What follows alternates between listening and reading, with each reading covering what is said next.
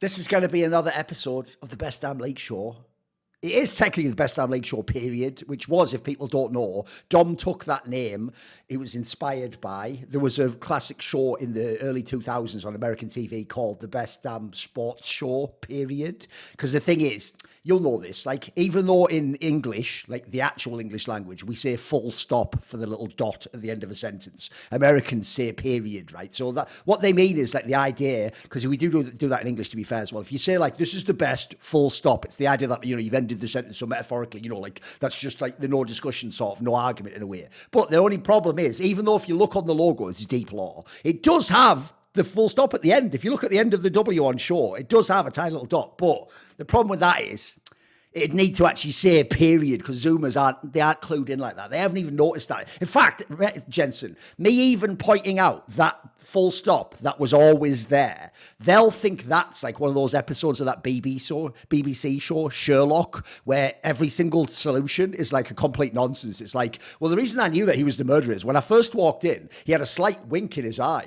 and I realized that he was winking because the sun was coming in too much. So that means he must have been a veteran in Afghanistan in 2000. You know, when they do that, like insane, and you're like, there's no way anyone noticed all this and put all that together. So already I've blown the Zoomers mad. So that is what it was called. But the problem is, saying period will always seem weird to me because I'm English, so I'm not American. So since Dom's not here, and quite frankly, has questionable background himself, he tries to play all cards. He's like, I'm Hispanic, I'm what? It's like, what? I'm part Dutch or whatever. You're just a streamer, mate. That's all. You are Twitch. You're part Twitch. Your DNA would say Bog, whatever, like some old school stuff. All right, well, our guest for this one is obviously Jensen Goh, who has, you know what, I'll do all the disclaimers. One, he has been a long-time supporter of my Patreon, because I know someone did once, you won't believe this, Jensen, someone did once when I did a show with you, try to imply that this was some like insane nepotism, and that, because I hadn't said that you like subscribe to my Patreon, I was like not disclosing that like this was obviously some sort of like shady, like, you know, like you paid me off to do the show. And it was like the maddest angle of all time, because if people don't know, the joke is, I would imagine you only joined that Patreon years after we'd already done content together. We'd already had you on all the old shows with Emily and Kelsey and all those guys back in the day. So yeah, people don't know that one. So, but at the start though, Jensen, obviously people will know. First of all, they saw you last split. You came on and did this show, and you have the classic style I always talk about, where you like the map control versus the gold efficiency style in terms of how teams play.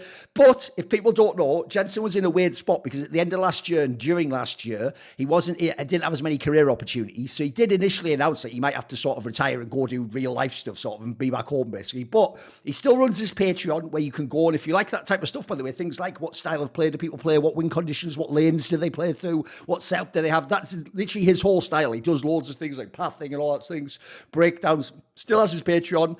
Also, still potentially looking for a job if someone wants a coach or something like that. What sort of things would your style? Are you like an assistant coach sort of? Is that the style you would say you go for?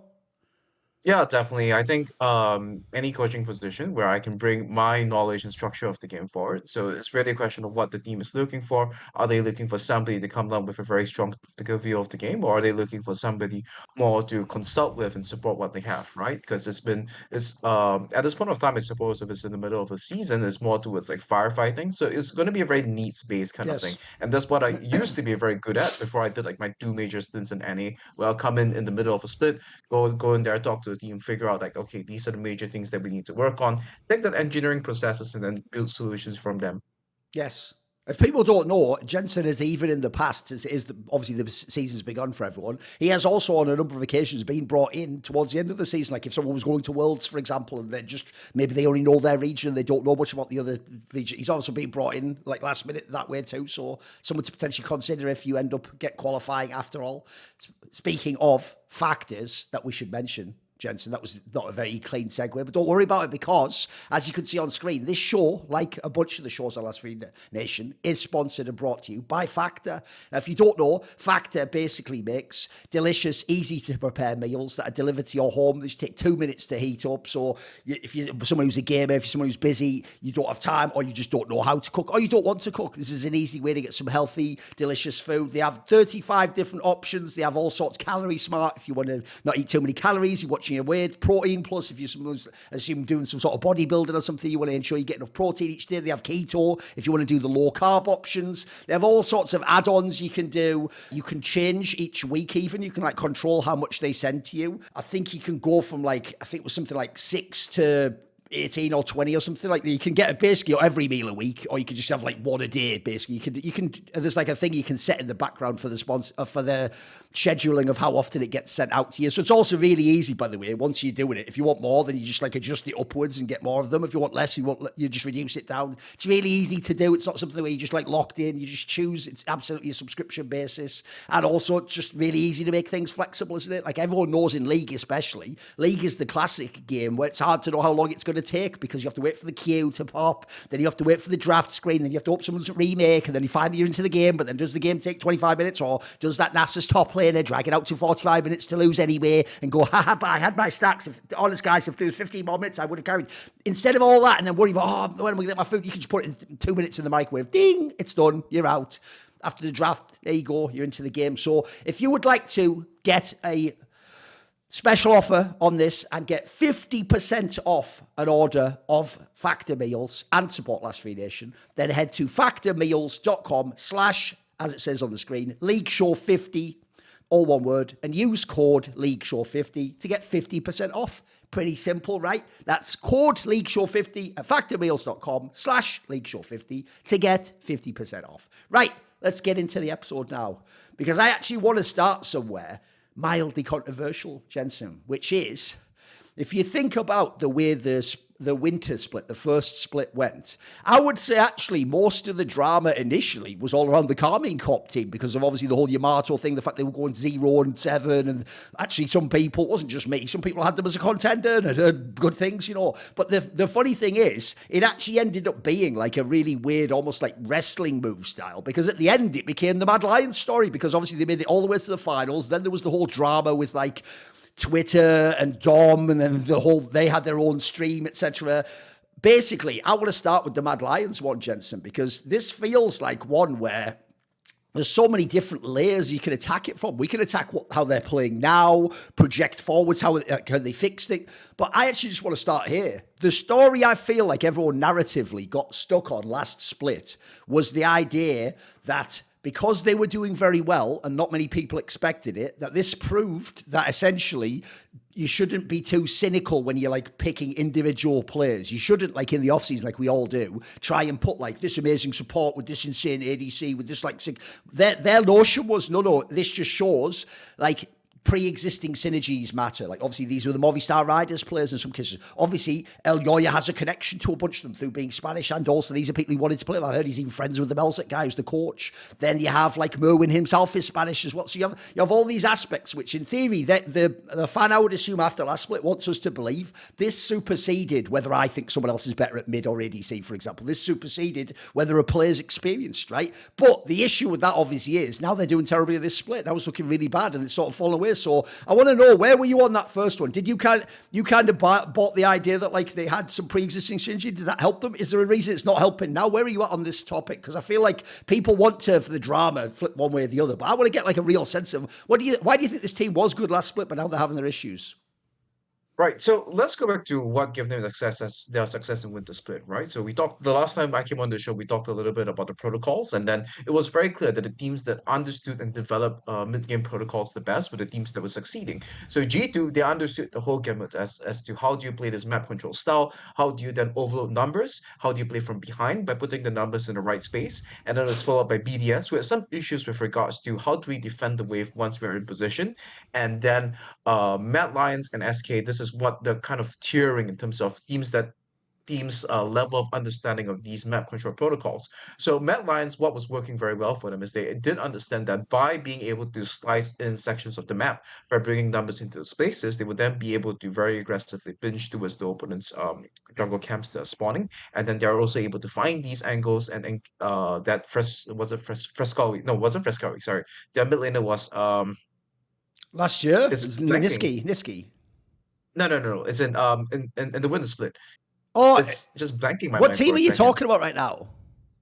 For Mad Lions, Yeah, right? it's Muscovy. He's the Mad Lions Yeah, yeah. So mid laner. Yeah. Yeah, let's it go. is. Sorry, Okay, I got confused. It's all sorry. right. I got confused with Zviru there Oh, for a right. second, Yeah, right? no Because problem. No problem. Sure. that was the other big mid laner that we'll Sure. probably end up talking about today as well, right? But so for Fresco, this is where they were able to cover in these areas and they were able to take fights because I think that there was something that they were doing very well in winter that they're not doing at the moment in spring is that their understanding of when to fight around mid and how to control the mid lane and response to what information the mid lane wave is giving to them, right? So I actually wanted to go back to the narratives elements of it as well to Yeah. look at this how this might have happened is that I recall that after they lost the finals, their coach Melzet, I think he tweeted in Spanish or something about how he's angry and how this makes him hungry and wants the team to do more.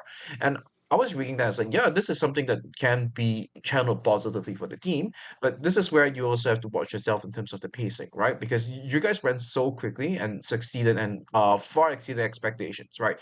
I even had them parked around like third to fifth, somewhere around there initially, and then for them to make it all the way to the finals. And once again, there's an asterisk on that, right? So that was a very close 5 game series with Fnatic, and then they were able to beat BDS because BDS chose to sub out Adam, right? Because of a benching.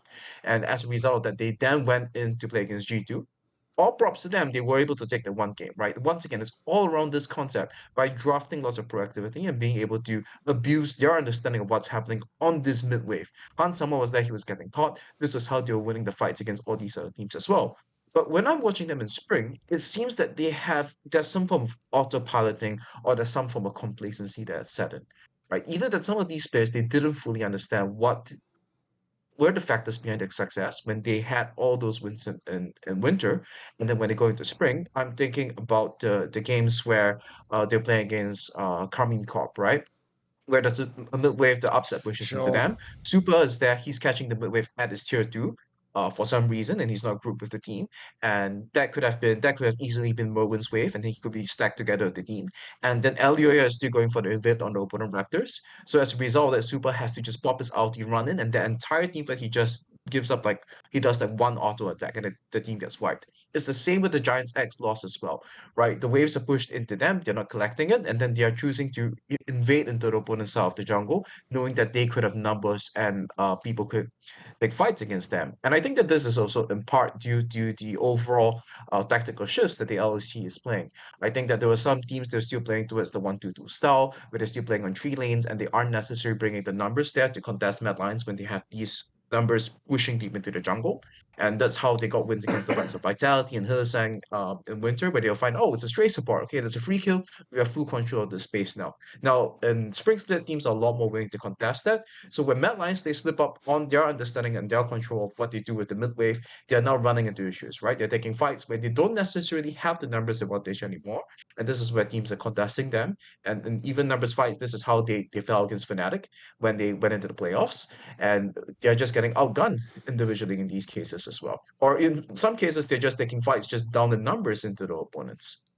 Yeah, there's actually another angle to me here's what's funny is I don't dismiss the idea, by the way, that some people, the rare people who did predict Mad Lions would be like decent, like the ones who didn't think they'd be 10th or 9th, basically. I will say the angle those people tended to take was the angle of like there's pre-existing synergies, or there's people who like have the same philosophy, or like the coach is going to like essentially you're not taking 5 players and teaching them all what you want to do. You're taking, in this case, potentially 2. And even then, one of them, in the case of Elioya, you don't have to teach him much, and he's the star player of your team. So like you can see how that in theory would like get you up to speed very quickly. But I think the thing people overlooked was that unless you actually then have the player strength to actually like go beyond that, that style will get you to this point. It's like it's a great floor raising component. But the problem now, and by the way, if you're a team that can go to the finals, this should be, as you say with Melsa, be a very relevant concept, is you then got to go beyond that though, because I feel like the aspect people missed is that if what we're saying is you had a head start in terms of team player components, or like how quickly people integrated with the coach's philosophy,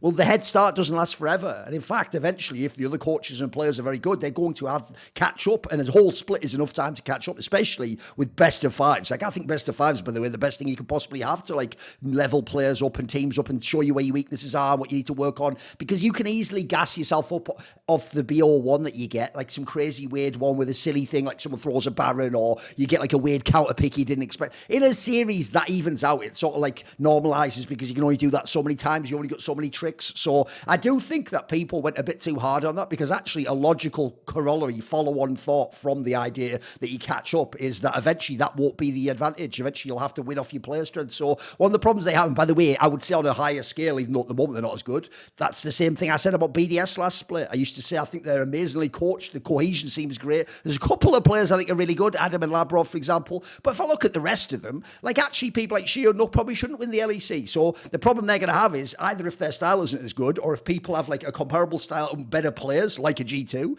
you're not going to have the chance to win. So I actually wanted to bring it back and ask something which is, I feel like there's, whenever we have these discussions, essentially we're talking about how much can a team develop, how much can they improve, how much can you take a weakness, and can you ever either not make it a weakness or make it a strength? Like, everyone loves to throw these ideas around, but as someone with a coaching background, I want to ask you about this, because I feel like a lot of fans don't really know what scrims are for, Jensen. I think for real, fans think scrims really are for like winning for confidence, to just show you good, essentially, or they think it's things like just testing champions. Whereas I would actually say, to me, the most important things in scrims, like one, and this is something missed by seemingly everyone who's never been in a coaching environment, is you notice fans will talk like once, like I'll give you the example for like Mad Lions. They'll talk like Mad Lions has reached this level. So then they'll act like it's like fucking Who Wants to Be a Millionaire or something. You can bank that amount. Like, oh, I banked that amount. So that's safe. I've got that. Like, I'll stay at that level. And then now I've just got to improve. It's like, no.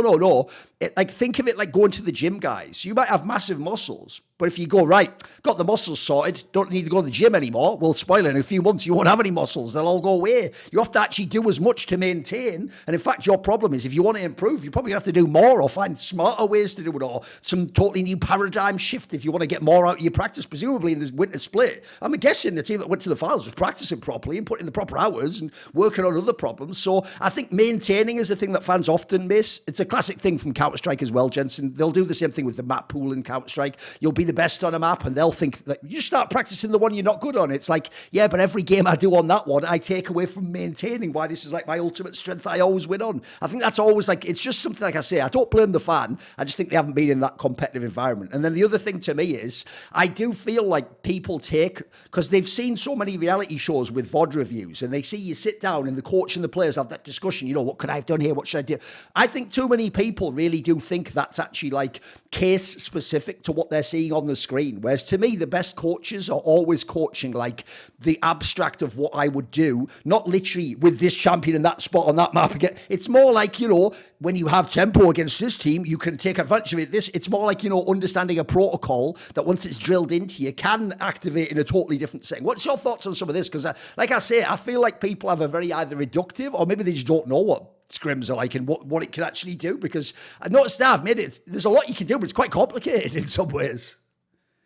Yeah, I mean, I think let's just frame it with what I talked about mindset earlier, right? And like I said, the feeling that I'm getting from Mad Lions is that there's some form of complacency that's set in terms of the overall engagement of the players. And one of the things that people don't realize about how grueling the League of Legends season is, right? I mean, if this goes back to the question of like in football, people ask which one is harder to win? Is it the Champions League? Was it the domestic EPL in this Yes. case, right? Which is considered by people to be one of the toughest Yes. competitions to win in that case. And a lot of people, I mean, it's a debate that can go either way, but a lot of people would say that the EPL is harder to win Yes. because it's just all year round and you got to play 38 games across that.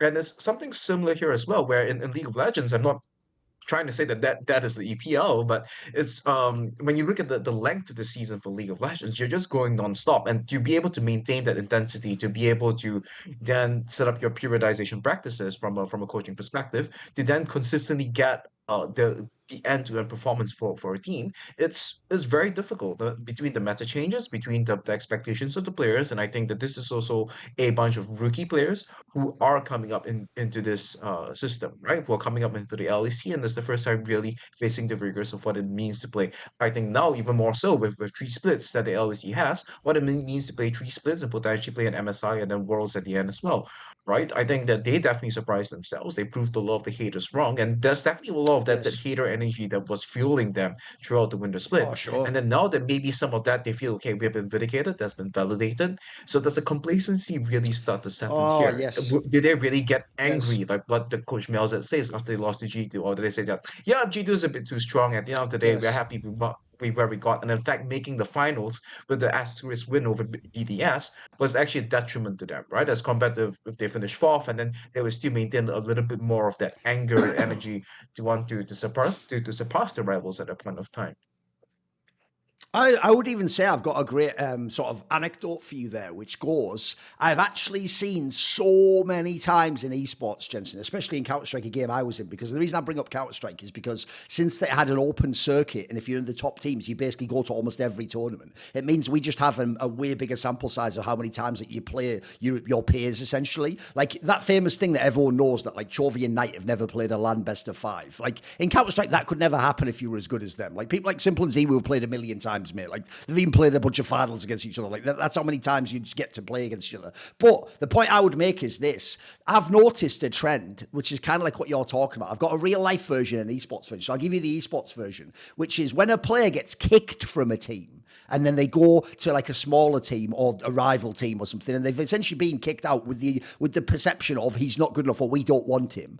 Because then sometimes that player's salty. You'll notice they treat that next revenge game, even if it's just a league game, as if it was like the World Cup final. Because for them it is. They're trying to like you say, they're trying to like validate themselves against what they view as like injustice or haters or people like thinking they're not good at the game. And what they're doing, they're so locked in. Whereas sometimes, by the way, the team that they kicked them out, I mean, maybe that team's even better now, or maybe there's a good reason to kick them out. So they're not on the same energy level. They're just sort of like playing a game, and the other guy is like I say, battling like it's life and death. But in line with what you're saying, the amount of times, mate, I have noticed that the like kicked out, like sort of, let's say like the party that feels like aggrieved will go ham as fuck in the revenge game, win the revenge game and feel like mega validated, but then actually not ever go on to be a great player. And sometimes the rest of their career even proves like the guys were right to kick you out. And I'll give you the real life version because everyone will have heard this story before. It's like a classic sort of Reddit anecdote that you see where you're like, is that real or not? It's when people go like, oh yeah, my wife, left me with my kid because I was, out of work and 300 pounds and depressed. But then I hit the gym and now I look at me, I'm in shape. Wow, I bet she regrets it now. And it's like, but bro, even your story implies it's her kicking you out or leaving you that spurred you to do the transformation. So one, like, that doesn't really make sense because you wouldn't have done that if she'd have stayed. And then two, in this scenario, it's great to do that tweet the moment you're in ship and you do the flex, but let's see in 5 years what the tweet is like. So in 5 years, if you go back to being a couch potato and you give up again because you feel like you had your validation, what was it all worth? So I would say, I know what you mean on that. There is a bit of that. Essentially, the hater energy runs out once you get too good. I mean, it kind of does, Jensen. The same thing out with BDS, you could say, because people will say, I've hated on these two teams. Well, even I eventually have to start giving you props. Like, here's what's funny. And by the way, if you were running off that, as the reaction to that energy, like some sort of Hegelian dialectic, well, then you're going to be shit all up because you're not getting the fuel, like you say, anymore. Now you're just expected to just be a good team and people are actually just going to judge you just on what's in the server, not on narrative stuff. So I do think that might be a problem. It's why, if you ever notice, the real, like, truly great players, I'd even say just look at someone like Caps, they don't really have rivals in the true sense, guys. They're just playing against themselves. They're just trying to be the best version of themselves and win as many championships. Like, they're not thinking like, yeah, but the reason I've got to win this one is because people said like I'd fallen off last. They don't care. The greatest players don't care about that, guys. That's in itself, I'd also say, a maturation process. These are newer players too, and they haven't been in the LEC yet, so they want to flex their good. Here's where I would spin it to, and this is actually to show, and this will highlight your point actually, that there isn't hater energy. Because do you know what's funny?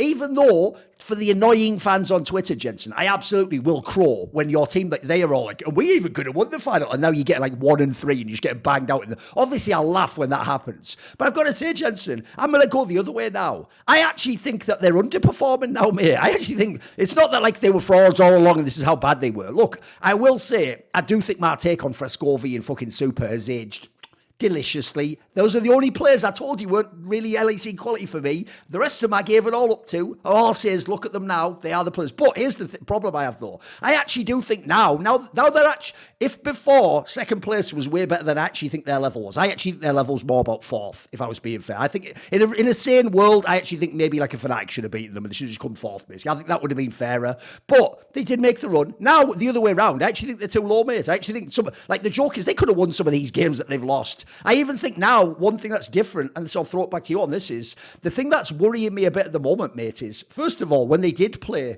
through bot before, they used to get ahead in a lot of games. And even then in the first split, people will forget this, but they would sometimes have a dodgy mid game. But the key thing is they would survive it, and then they would make like a cool play or like a nice call late in the game. Bro, the mid game feels like it kills them now. Like, I've even seen them have leads and just throw it away completely. That's the thing that's really disturbing to me. Is like, I almost feel like some of the protocols have sort of evaporated this split or something, you know. Yeah, I mean, this is precisely what I was talking about, right? Like, this is not the same Mad Lions team that I was giving props to. In winter, I looked at it and I said that this is a team that understands map control. Now, when I look at it, I don't see that same team playing anymore. They're just making these mistakes that they were not making in winter, just going in there, and then the entire idea of map control is that you are then using the waves and manipulating the waves to force fights with numbers advantages. You don't have the waves in your advantage, and then you're just walking in and hoping to find a favorable fight. It's like they've just taken the highlights of, yep, when we walked in, we found the fights, we won those fights, and then we won the game. But then they're forgetting all these setups and things that they used to do correctly in winter that got them there in the first place.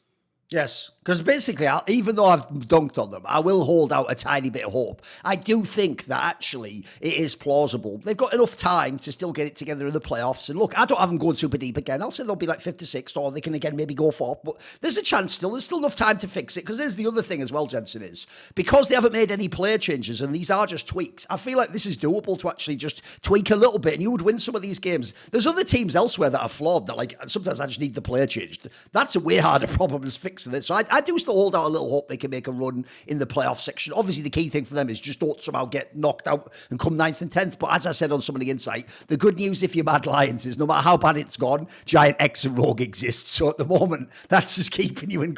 You know what I mean? It's like you don't even have to do anything. Those teams at the moment are just keeping everyone alive. There's an old joke that we used to have in Counter-Strike where to make fun of someone in BBM, you say that the player who's at the bottom of the scoreboard must be the strongest player because he's holding up this whole scoreboard. That's like the classic one back in the day. So in a way, GiantX and Rogue, the strongest teams in the LEC. Right, let's pivot. Let's talk, actually. I'll tell you what, let's just do the Rogue one. Because I've got to say, Jensen, I've noticed the entire year, every analyst I have on, this is one of the only teams, aside from G2, everyone's insanely consistent on. Everyone tells me the same thing. It's like, even though some of these players are good, like you look at the roster, it shouldn't actually be a 10th place team. But then you watch how they play, and it's like, oh, this actually should be a 10th or 9th place team. Like, it's actually not a good team at all. And it's even one of those teams for real, and I hate to use this cliche, but it so applies to this one. It actually is one of the ones that is less than the sum of its parts. Like, you look at those players, especially, I actually think, by the way, the joke is I think the winter split roster was even better. I actually think this one's not that good. So I have to say, even though people know I'm a Larson fan, there's not a lot to enjoy about Rogue. I can't really get it. In fact, they don't even particularly play it well around Larson sometimes. So I don't know what... I have to say, Jensen, I don't even know where to start with Rogue, because it's also a team I've noticed every analyst also seems to have no hope for them. People don't even have a conception how they can prove. So what do you see when you see this Rogue team? What's the flaw? What's this fatal flaw? Because surely this roster isn't actually the 10th best roster. Right, so I'm just going to use a football analogy for this, right? So Rogue is basically, think about when Jose Mourinho had his first stint with Chelsea, and then he was the one implementing a lot of a lot of the low block strategy, where it was a lot about defensive Yes. solidarity and a lot about effective transition on the counter, right? And using pace, and then he had Didier Drogba back then, which would the equivalent of that would be Larson in this case, would then be able to then carry the team in the situations, right? So they had this defensive solidarity. So true, the equivalent of that in league is this scaling team compositions that they had, and they're solid players all around, right? Back then, Chelsea was bankrolled by, I think they're still bankrolled by Abramovich. Yeah. So they have all these Russian oil money, they can afford all the best players, and it's the same thing with Rogue, right? You have solid players across the board. You're winning lane. You have Odo in top lane. You had Larson in the mid lane, and then back then you had Trimby, and I think one point of time was Trimby and Comp as well. So you have three winning lanes, and then you have drafted out skills. You execute all your lanes to par or better, and naturally, it's the same reason why Gen G finds so much success in Korea in the past, right? Like, this is a very effective formula for winning domestically. But when you take the formula and you don't have the same budget, or you're making the wrong GM moves, and you're not getting these top tier players who are able to execute lane to that level, all of a sudden, or I wouldn't even say execute lane to par. You need to execute lane above par on a regular basis for this to be a very effective approach, right? Because if you just stuff your opponent's ability to crash the waves at the right time, it's very difficult for a team to piece an attack against a superior scaling composition. the roster today, you have Zoe Elias in the support position. Finn is definitely not one of the best top laners in the league. And I think Larson once in a while he still puts up those reminds us why he was Yes, he has repeatedly throwback in the games. All-Pro Yeah, voting, he has right? throwback games for sure. But if you don't have that integrity of laning execution across the board, this approach you're drafting for is towards the scaling comms, which is still won them a game, right? They did like the Mal fight against the Callista, and then he just gets one good ulti and they just win game based off the quality of the draft itself. But it's a lot more difficult, especially in an era where people are just evolving. Like over time, people also discovered that this is how you actually deal with a low block, and then the low block was no longer a tactic that was used by winning teams of football. It was used by the teams that were facing relegation at stake, right? Sure. And I think that over time we start to examine that this is not the first time that we have seen a team just be stuck to the bottom of the table when they adopt this. Like let's just draft scaling and for late game approach when you do not have to player quality to achieve those criteria, right? Whenever a team tries that, then you end up with the what we call the bottom half LCK team setting, right? Where you just end up with a team that just sits around, does nothing, and waits to lose, Yep. and just hopes their opponent makes a mistake along the Yes. way. And if you're against any decent form of competition, that's not going to happen. Yes. If people don't know what he's referring to there is the reason why, even though Monty loved Korean League because he was looking at the elite end, I always used to actually criticise OGN and LCK because I would always say the problem is though, Monty, it's probably the worst league in the world for upsets because what happens is the lesser team is just trying to play a scoffed version of how the top team plays, and so they almost handshake a loss. Like it's actually the classic thing. I mean, people remember back in the day, there used to be a whole bunch of team fights where it would just be like, you start the fight, then the losing team realizes, well, we're not going to win, and then they just run away and gradually lose two people. And just like, you could have just had a fight at least. Like in the LPL, they just have the fight and see if you win or not. Even if you're in the losing position, you go for it. No, I'm with you. The other thing I want to ask you was this. The other reason why I feel like, so what I'm also trying to do these last couple of years, where it's been these really messy results in LEC, is try and figure out, like, are there any sort of changes to how people build teams? Like, is that the flaw? Because, like, for example, one thing I've noticed in both League of Legends and my native game of CS, actually, is I feel like a thing that has changed is because now there is so much coaching, and it's real coaching where you're actually working hands-on with the players in the sessions and you're adjusting things and watching. Like now it's not just like one player like the leader watches. Now all the players in theory are watching the VODs and understanding scouting reports because all this level up stuff has happened. I do feel like these team games have become much more team games rather than just players who are in a team playing the game, because that's why, in my opinion, you could like make these rosters like a Vitality last year. That lineup on paper, guys, you have to understand, if you took that back in time relative to when those players were, if that kind of a lineup had played in like 2016, it would win the league or be like top three at least. Like there's no universe where it could be last and win like no game. That could never happen because of the player strength. I feel like in the modern day, absolutely, like the players, if you make like a disparate lineup of 5 separate players that in theory are good, you don't know yet if they're actually good. Meanwhile, as much as I might not like some of the Mad Lions players, you actually can, if you have a core, you can make a guess that that's going to be coherent and it's going to take some things from what it did before. It's going to actually be solid. So what I would say is this. One of the other things I've noticed the last 2 years is actually one of my reasons why I think people say the LEC's dropped off, is the LEC was always amazing, in my opinion, for 2 positions and 2 positions alone. And that was mid lane, obviously. We had all those amazing mid laners throughout history. But the other one actually is jungle, in my opinion. We had some pretty good junglers over the years. We had people who actually like the style, because crucially, since mid lane was the best role for so many years in League, mid jungle was the fucking duo. And if you ever look at the greatest teams in LEC, they all have banger mid duos, mid jungle duos, basically. It's actually one of the reasons, spoiler, I didn't say it at the time, but why I could actually, in my opinion, easily predict people like Brox and Nemesis wouldn't win the LEC. I just never thought that was a good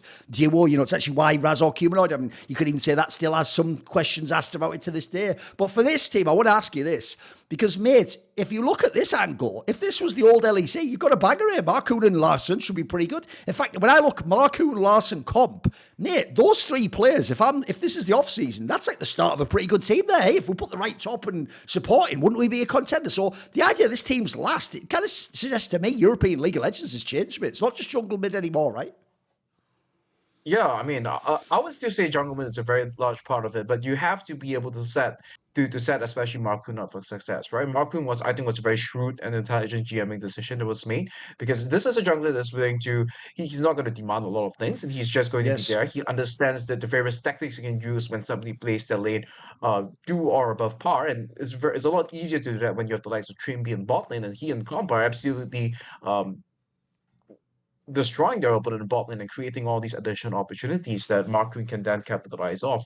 But the worst thing you want to be is Marcoon on a losing team, because now you're an inefficient jungler, and then you are parting to lanes not to help them get leads, right? You're just Yes. parting to lanes to compensate for the mistakes that they have already made, or to compensate for the bad position that they've put themselves in. And all of a sudden now all your lanes are losing, and then you're just behind as a jungler. So this is something that I think over time that people started to realize as well, was that why you don't path to your I think how they describe it as weak side, is that you end up in these scenarios where you just end up pinned under your turret. The opponent jungler now just has all this efficiency over you, and you have not actually relieved the pressure in your lane. You can try for Hail Mary, which I think Marcus still goes for once in a while, but it's not going to be enough, especially with the quality of players that you have to then take you out of the position.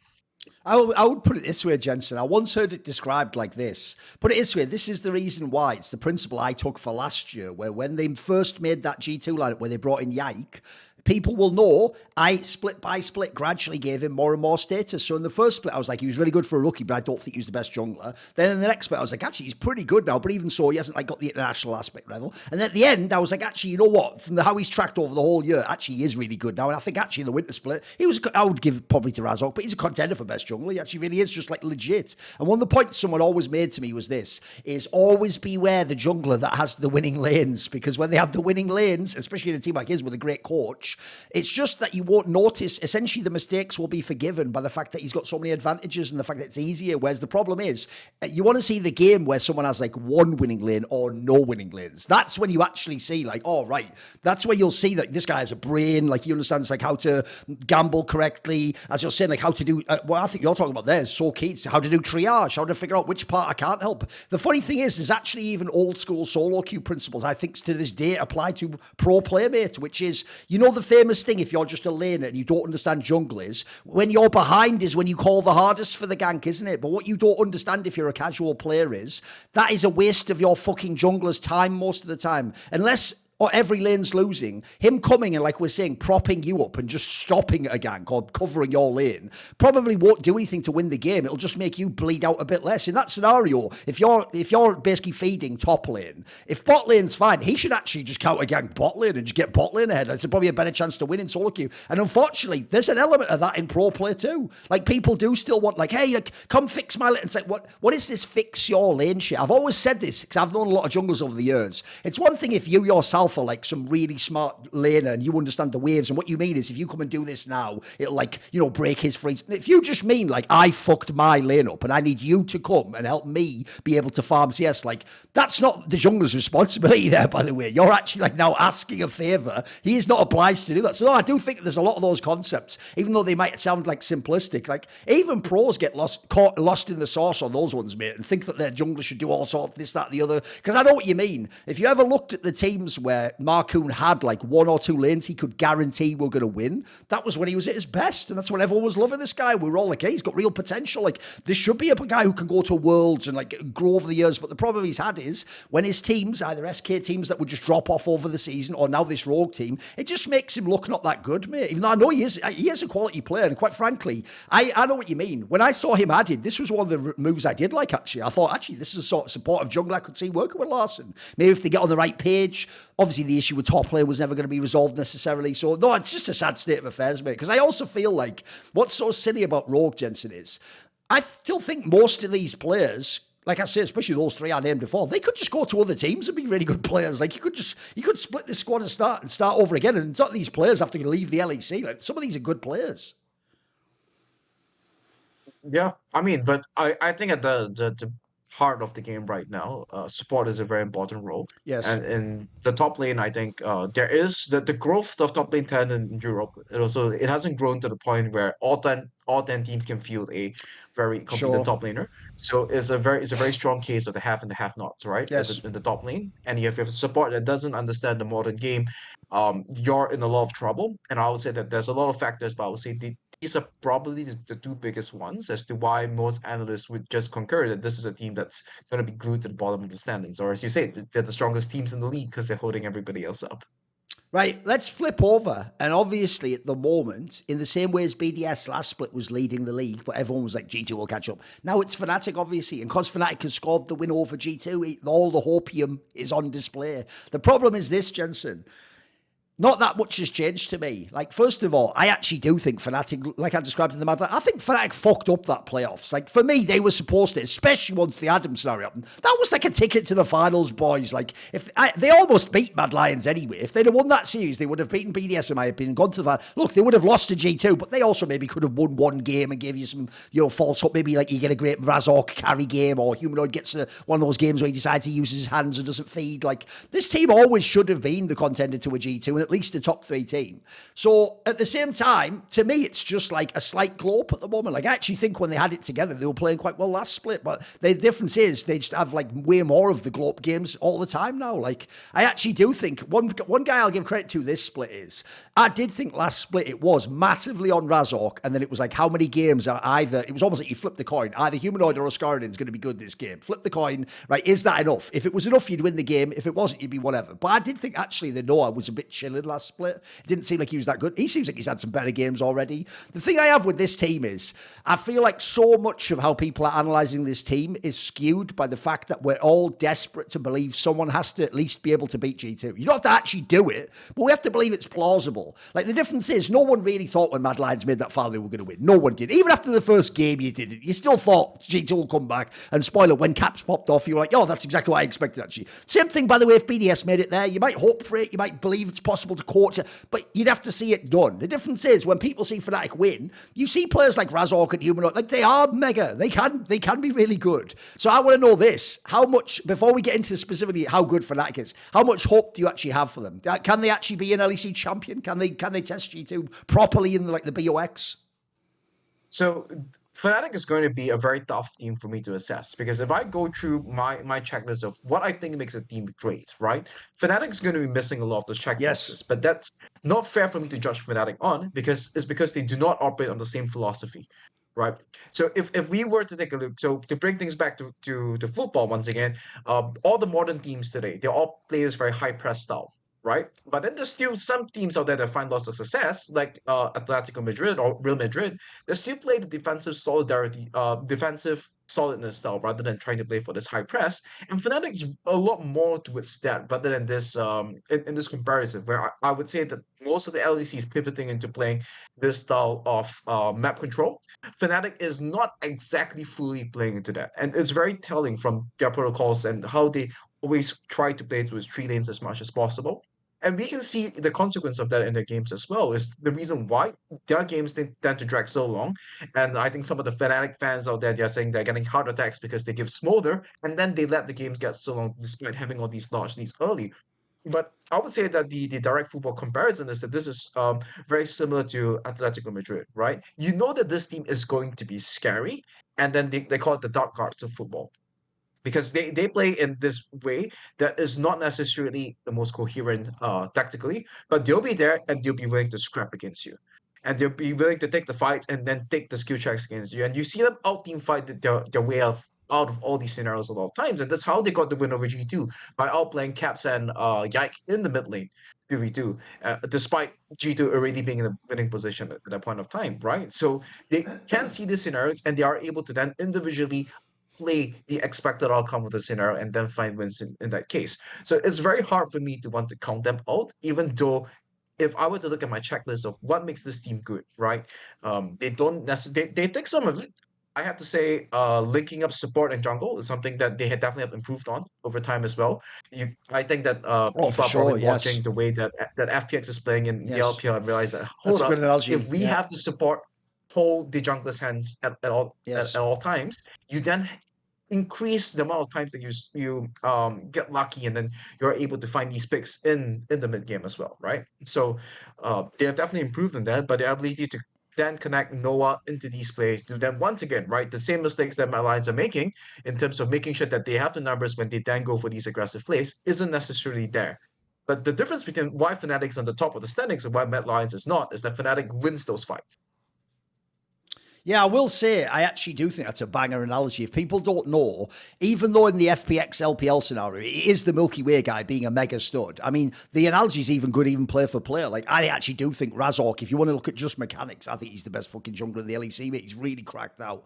But you clearly need in his team, because they don't have everything else, and they're not a perfect team, you need to play around the jungler. And if you play around Razork, much as they've used life in FPX and sort of found, funnily enough, actually like a second life in his career, sort of, because everyone had dismissed him.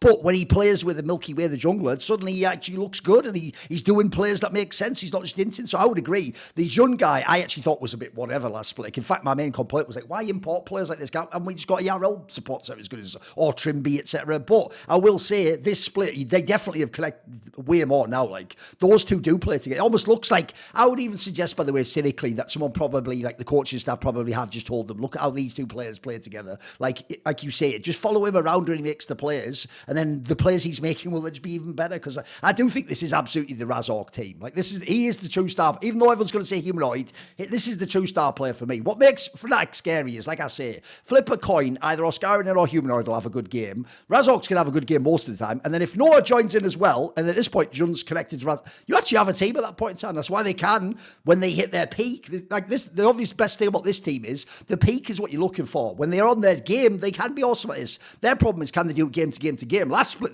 the answer was no. Thus far, it's happened. So the one last thing I would ask is this about Fnatic, which is, do you actually think this is a team who has anywhere further to go, though? Because that's the other thing. Remember, they only made one roster move, and now they've only made like a little bit. Are they plateauing, do you think, as a team? Do they have like, because I know what you mean, like the player strength means they're still exciting and they have like a puncher's chance, as it were. But I do feel like I still don't, I'm not that I'm convinced in them as like a macro team, as like a team that understand what to do in all scenarios. Where are you at in that sense? Have they plateaued as a team? So from my past experiences working with their coach Nightshare, I do think that this is where they plateau as a team tactically, right? And from there, this is where they can continue to develop further. I'm not saying that Nightshare is a bad coach tactically, right? But from what I understood of him, this was the same issues that we were running into when we were working together, in terms of how we were putting forward the games towards the players, that we were running into these issues, and this is where we kind of got stuck, right? And then when he went on to the coach in his later gigs with Immortals, I would say that there's similar trends and patterns as well, Right. where these problems were never fully resolved, right? Is this a bug or is this a feature? I'm not too sure. Or is this something that a team can then get together? And I would say that within the years, there's definitely capacity for change as well, right? Yes. So is this something that they can then get together and say, okay, this is what's limiting us, and then this is what can then allow us to then further improve? Or is this something where they just find that they're getting the wrong reads from it, and because they're winning these fights anyways, they actually think that this is the correct place to do, and then they maintain these set of I wouldn't say flawed, but imperfect protocols, Yes. that when they then go and play against the Asian teams, they get mad exposed for it.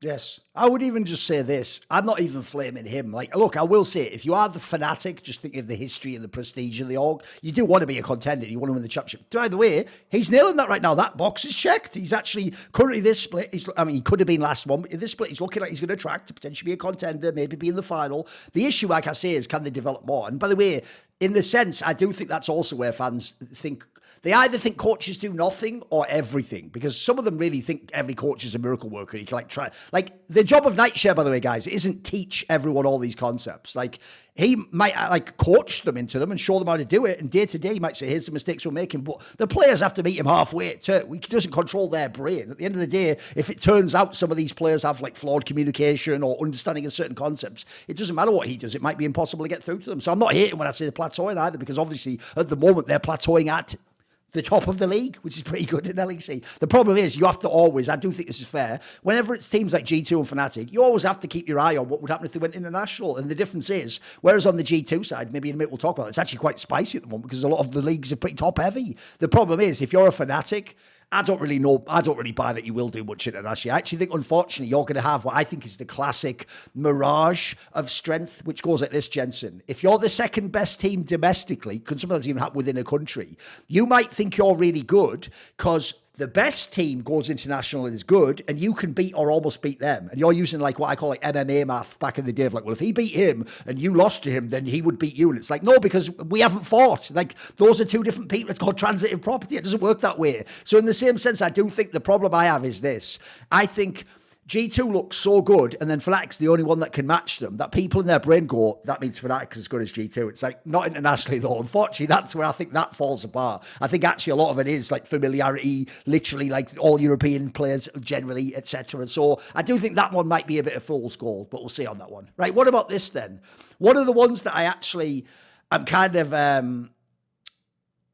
You know what's funny? I actually have no real feelings either way about Carmine Corp, believe it or not, Jensen. Because first of all, like, since Yamato, he was a friend of mine, since Yamato isn't there anymore anyway, I don't have like an emotional, sentimental reason to need them to succeed. I'm still friends with Upset, and I do like Bo, but at the same time, quite frankly, they still play quite similar to they did before. And one of the things I think is underwhelming about this team is this, Jensen. They have won more games, but I think people are going to be really unfair narratively. There were a ton of games they could have won last split too, guys. Like, they were in position to even win some of them. They just kept fumbling it constantly, much like the old Vitality. Whereas now they've won a couple of those. And by the way, one of them was that appalling Mad Lions game. Like, I wouldn't be cheering about that. Like, yay, look, that Yamato sucked. We figured out League of Legends now. I was like, what did you figure out? Like, they fucking gave you that. That was a present from Mad Lions. Like, you know, with compliments from Spain. Gracias. Like, fucking hell, I wouldn't take... So my problem is, like, I don't think they fundamentally changed that much. Like, one of the craziest details, the only one that really does trigger me still, because by the way, I've just come to accept the Targamas problems. Kabashad was never quite as bad as the first week anyway. It's the second one I can't get past, though, Jensen. This is the one I can't get past. Because my problem is this. I've almost never, for real, seen a player that was bad in specifically this way. Normally by bad, we mean like what Hillesang did last split. Like, they just openly int and chain feed. That's what most people think of as a bad player. For real, and this is shocking because Sakan is not a rookie. He is actually a veteran player in League of Legends right now, and he's even been in the LEC before. It is shocking to me that he almost looks like he doesn't know he's like part of a game and has agency. Like, he just doesn't seem to ever do anything, mate. I don't get it. Like, what's wrong with Carmine Cup? They've got plenty of problems, of course, but that mid lane one I can't ever get past, mate. Like, I keep waiting. He had like maybe one game last split that was good. I keep waiting for like this to course correct. It feels like it's never going to at this point. There's just some fundamental disconnect in Sakan's brain when he plays in LEC, apparently. Because this was not the guy I saw playing ARL. So what do you think on the Carmine Cup topic, mate? So this is where I'm gonna have to put on my I won't say tinfoil hat over here, but this is my guess. This is my best guess as to why I think Sakan is not living up to expectations, right, with regards to his EU Masters performance. And I would say that this is something that can happen when somebody is over communicating in your games, or that you feel that you are being overcoached, right, by somebody else. And I actually would say that this is where I think was the problem. It's not that Bo is bad. The problem is that Bo is too good, or that Bo has too different an idea. That He's is not overly operating. influencing Sakan, basically, right? Yes, Right. where Sakin is not on the same page as Bo, and is just accepted that Bo is the better player than me. So I'm Right. just going to listen to him, and as a result of that, my instincts, my intuition, and my agency have been thrown out of the window, and I'm just waiting for Bo to tell me what to do. That was my feel when I watched him play in winter, and I would still say it's somewhat similar in spring. But the only difference is that the problems in spring I would still say are kind of there from winter. But yeah, sorry. With regards to Sakan, our thing is that as Bo's style of communication, he's saying a lot of things, he's demanding a lot of things, but that from a decentralized command where everybody knows their job and does their job, when Bo says something, is not established yet, right? And of course, when you have a player like Targamas who's always just doing whatever the hell he wants at any point of time, it makes it very difficult to then follow that, right? Is there supposed to be some form of independent thought? Because then you have one guy like Targamas who's doing it much near someone like Sakan who has given up too much of his own agency. Yeah, that's the one thing. I know what you mean by that, because that's also a thing people don't seem to understand. Is like, I'll give you the obvious example is since Bo is like, people know that, like, it was almost like the ultimate sign that Vitality last year waved the white flag was when they did just put Bo on like Maokai, etc. It's like, if you have that player, there's no point having that player unless he's going to play the carries and be played and be like the jungler that we all know he can be from the LPL. So the problem you have is this. I will say, if people think of Sakan before Bo, his jungler was Synkrov. And even before that, you had that 1-1-3 guy, if you go back years before, when they had Reckless, right? As far as I know, the 113 guy was someone, he actually got flamed a lot when he played in that team and in LEC. He was someone where I'm going to guess he probably just did what he was told. And Synkrov, if people don't know, is the ultimate dog jungler. Like, that guy absolutely will just play those shitter champions and just do what the team needs. Like, Bo's not that guy. Like, in this scenario, essentially, Jensen, what we're seeing here is, the problem is, before this, Sakan got to play as like an actual like star mid laner potential, whereas now we're almost asking him to be Niski or Yagawa or something, and he isn't that player apparently. And in fact, I'm with you. I know what you mean. The problem with overcoming, it's not that even the comms are wrong. It's just that if you're someone like Sakan, maybe that first of all influences what you're doing, and then it makes you second guess yourself. Because that's actually, I think you've hit on a very shrewd point there, Jensen. I will say, whenever anyone gets like I'm talking about, like they're in a situation, it's not that they make the wrong play, they just don't make a play. There's a classic term for that. It's one that I introduced years and years ago to League, because it was, if you remember, famously the player Chowster became like this at the end of his career. He actually was, for real, guys, an incredibly intelligent player who, for real, if you ever go and watch old interviews, he actually saw League, I'm not joking, like 10 years in advance of everyone. Like, he used to say quotes like,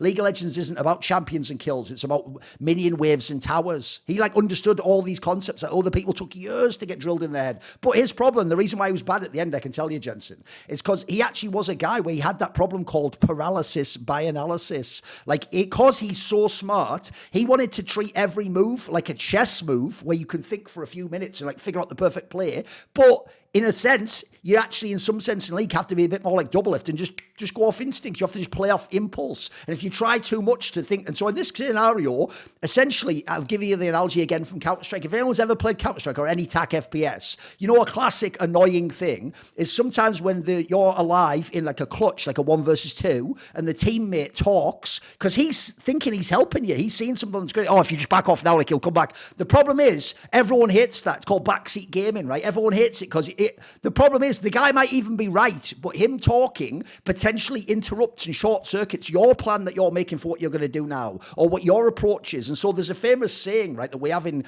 all team games that goes, it's better for 5 people to follow a bad plan than 5 people to follow their own good plan if it's different, if you know what I mean. Like, essentially, you all need to be on the same page. And I do get the vibe that, yeah, there's never been any connection between Sakan and Bo, mate. Those two players clearly envision the game completely differently. They even play completely differently. Like, you've seen, that's why you had all those fights that still continue to this day where Bo just goes so deep, and then you expect everyone to follow up, and they don't. And they just sort of stood back like, why are you so deep, Bo? And it's like, that's my shit. That's how we're trying to play the game. Like, did you not see all the scrims we won? Do you remember when I did this and I went demon mode on everyone? Like, somehow there's a disconnect there. I'm with you. I think that's a good point. You've got a good point on that one. Because my problem, aside from that, like I say, is if you look at how they are, what's there to get excited about either way? They're not the worst team. They never should have been, by the way, last split, in my opinion. But you look at them, they just have such enormous flaws that the flaws just completely cap them as a squad, though. Like, I'll tell you what, mate, here's an angle I want to know about.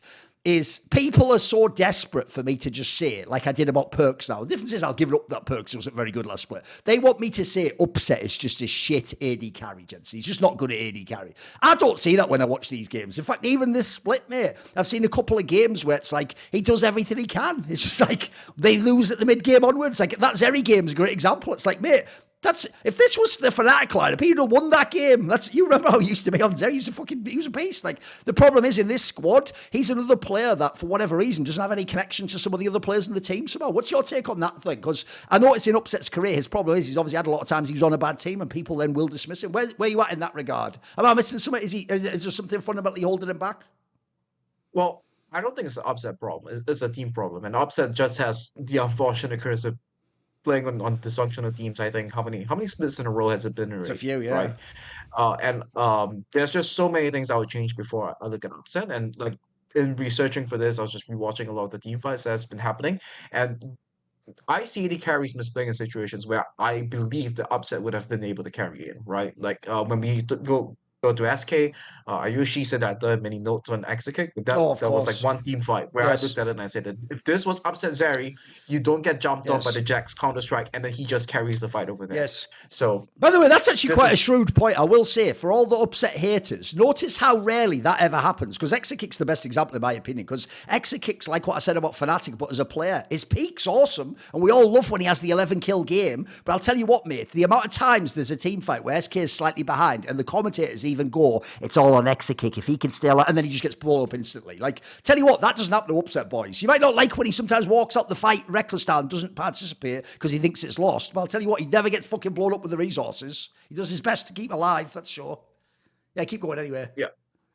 So there's just a lot of other things I'll look at for this team. I think Tagamas has got to go. The It's way that wild, he's isn't it? playing, the way it's I mean, Yamato was there. Yamato would have done the nice guy approach. They have an LPL coach, literally an LPL coach, Yes. Steak on the team right now. Yeah. Maybe what he needs is the LPL verbal beatdown, right? Where Steak just goes in there and he does the whole spiel.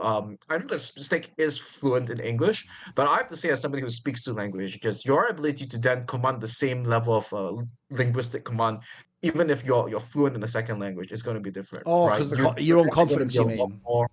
Yeah, your confidence is going to be different. Your Right. ability to then express yourself and deliver Right. that might be different. But Yeah. if the nice guy approach doesn't work, maybe somebody really has to go in there and show him some tough love, right? If Steak might be the one to do it, he might be the factor that changes it. I see Steak on stage now these days, so he's in Europe at least. So perhaps that's what he needs. But I know that this is a guy with a trouble past, right? You hear the stories Oh, from his time sure. in Excel. You hear you just look at the voice comms from what's happening in KC. You look at the way that he's playing, and he's just going in and he's just inting the entire game Yep. by himself. He doesn't know his job. He doesn't do his job. He claims that what he thinks is obvious, but it's very clear that the only thing that's obvious is that he doesn't know what he's doing, right? So, um, if KC is stuck with this guy because of contracts or whatsoever, they need something to change. Maybe one day it's a Western team. You will never see the LPL style verbal beatdown ever be No, broadcasted no. from a Western team, right? It would never happen. I mean, maybe that's what's in order here for him. By the way, I will actually give a little bit of inside baseball here, where I do know some things behind the scenes. And spoiler, I already know by saying this now, I will get a message on Discord. Like, that's not entirely how it was, bro. But okay, right, when Nelson was famously in G2 and then later XL, and everyone knows Nelson from the LPL and the LMS, right? Everyone loved the fact that when he first came on Shores, he was doing exactly what you're talking about. He was given, like, essentially, he was given, like, the LPL coach verbal beatdown on Shores to Western teams and sort of tell them when they're not good enough, when they get wrecked by the Asian team or they're behind in this area. But I will say, this is where actually I think people have to understand the culture clash that exists, because I've heard, even though he was mad spicy like that, some of the players on those teams told me that guy never turned up in our team. Like, when he came to our team, he was way more polite and, like, sort of fucking, he was a teddy bear basically. He never did like we all thought he would. Look, put it this way, some of the G2 players were even like mildly underwhelmed, I've got to say, Jensen. Like, they actually sort of wanted him to come in and sort of tell them, like, because remember, some of them have, like, been in the world's finals. Like, if you could actually tell them something they could improve on, they'd want to do it. Like, they were almost hoping he was going to, like, fucking ream them out, and they said actually he was just a bit more chill. Because it's probably, this is the other thing people don't get. I think the Korean coaches learned this when they went to LCS. When they would go to LCS, what they didn't understand is they took for granted, like, the player would grind all day long and play after the scrims. And they took for granted that the player would listen to everything they said and do what they said. They didn't understand that the player could disagree or could, like, just go like, yeah, whatever, and then just go play, like, Fortnite with his girlfriend. Because the culture clash was so different. To them, it's like, well, he's not meeting me halfway, so my style doesn't work. I think it's the same for the LPL ones. As much as everyone watches those clips and goes, this is terrible, this is player abuse, he's being so rude, the players actually respond to that, guys. In their region, they don't all just go, oh, and they break down and go into, like, the big brother diary room, like, he's bullying me again, I have to go home. Like, they actually, some of those teams, if you don't know, in those documentaries, sometimes the reason you see that in the documentary is that team, like, won worlds after that, or, like, was in the LPL finals. Like, these aren't the bottom feeder squads that someone's just bullying someone. That's just the very brutal, like, blunt approach that they take. And especially, I agree with you, it's especially valid in this sort of a scenario, because in the case of Carmine Corp, these players should be so much better. The team could be so much better. And when you've got big name players like that who underperform, sometimes you sort of do need almost to be a bit shouted at. You need, because essentially being shouted at in this analogy, Jensen, it's like the bucket of water in the face to wake you up. It's to make you realize, like, oh, whoa, it's actually, at my level of urgency wasn't matching the problem here. Like, yeah, I can't just continue on like this. I can't just be plateaued. We can't just be, like, an irrelevant team. Like, because that's the thing I think people are really missing is, even though I said I don't myself, because sadly I don't know Yamato's in this team, so I don't have any extra reason to believe they're working on anything. I can't myself believe they can be better, but this lineup could be so much better than this still. I still feel like you could somehow band-aid it and somehow make it better, Jensen. It could be, like, it wouldn't be like a top team, but it could be like, like the fifth best team or so, or this fourth or something. Like, that's not implausible, I feel like, with these players. I mean, this bow and upset on the team is definitely possible, right? Like, I think Sakin is something that's definitely workable on. Cabo is that one would need a little bit more work with regards What's your to problem with Cabo, him? I but know he's up and he's down. not He's up and down for sure. irredeemable, right? Sure, He's sure. not irredeemable. The depth of talent in top lane is not that bad, whereas to Yes, the point where Cabo is actively a liability. He has issues, but I wouldn't say that he's the chief culprit, right? Everything has to start with you have to solve the Targamas problem. Once you solve that, be it whichever way, replace the player, give him a revelation, let him see the truth or Jesus or whatever in the yes. case, right? Let him realize that he has to change the way that he thinks about himself, the way that he thinks about his responsibility to his team, and realizes that by doing what he's doing, if he continues doing all of that, he's gonna waste 1 year of everybody's time. And maybe some people might still want to gamble on him because he was part of G2, and Sure. anybody who has been part of G2 has some form of street cred. But he did it once with Excel. Second time over there, if another team brings this guy on and then they continue to do poorly, I would have to say that that is on them. This is Yes, very likely his last chance to play in the LEC itself. yes. If he doesn't want to turn it around, that's going to be the end of his career, and he's going to be over there. And I honestly think that he doesn't see at this point of time. I honestly think that he doesn't care or he doesn't see a problem with the way that he's playing the game at the moment. And that is probably one of the most concerning things, right? Because if you see from winter to now, there's no significant change. He's always just there. He's doing his own thing. Bo is calling. He's just doing whatever he wants. He's going in there. I think it was against the Aatrox that he just gave a free kill over. I don't recall which game was this at this point. Was it against SK? I don't recall which game it was. It was the upset Zeri game, right? Where they were in a very good position. They want to fight on the Drake, and then he just goes in there, solo chases like Aatrox said. Oh, it was against Fnatic. It was against Fnatic, right? And then he gives a kill, and all of a sudden they're losing the game because of that, right? And things like that. It has to stop. You are actively wasting 5 other people, 6 other people's times. You've already gotten one coach fired. I don't know what else is going to happen, right? When would it stop? And then you realize and you look at this and say that, hey, maybe I'm the problem in this case. Yes. No, I totally agree. By the way, I just love the fact that you just threw that in there. As though, like, when you work down the list of things to fix Targamas, you're like, right, let's start with, like, your map understanding. We'll fix the comms. They're like, right, nothing left to do. Crack out the emergency one, like the Bible. Like, and then on the third day, they rolled away the stone and Jesus' tomb was empty. Like, bro, that's like the last, the end, Jesus is the only thing that could. Here's the problem, Jensen. If we're relying on our Lord and Savior, Jesus Christ, to turn Targamas' game around, I feel like we should just get a different support at that point in time. You know what I mean? Like, I feel like we've gone too far, but I agree with you because if you actually think about it, here's the sad thing. Normally, and here's the thing, you'll notice I'm not just blaming one player. I do actually, as a general rule, hate when people do that because it's one thing if a team like, I'll give you the example. You know the aforementioned team I referred to in the past where they used to have Broxer and Nemesis on Fnatic and they were like the second or third best team, depending on what time of the split it was. The difference was that team was a good team. It's just that I thought Broxer didn't do enough and couldn't put them over the top. So if I say I want Broxer kicked like one player, that's because that one player might be like a tiny change, but that could be a difference maker. Normally, if a team is bad, it can't be one player. It can't just be one player's doing bad because the other four, if they really were good and they all fit together, it would raise the floor too much. You'd still be like a decent team. So it isn't that Targamas is the only problem, but there is this issue that I think is a killer if you're Targamas. Is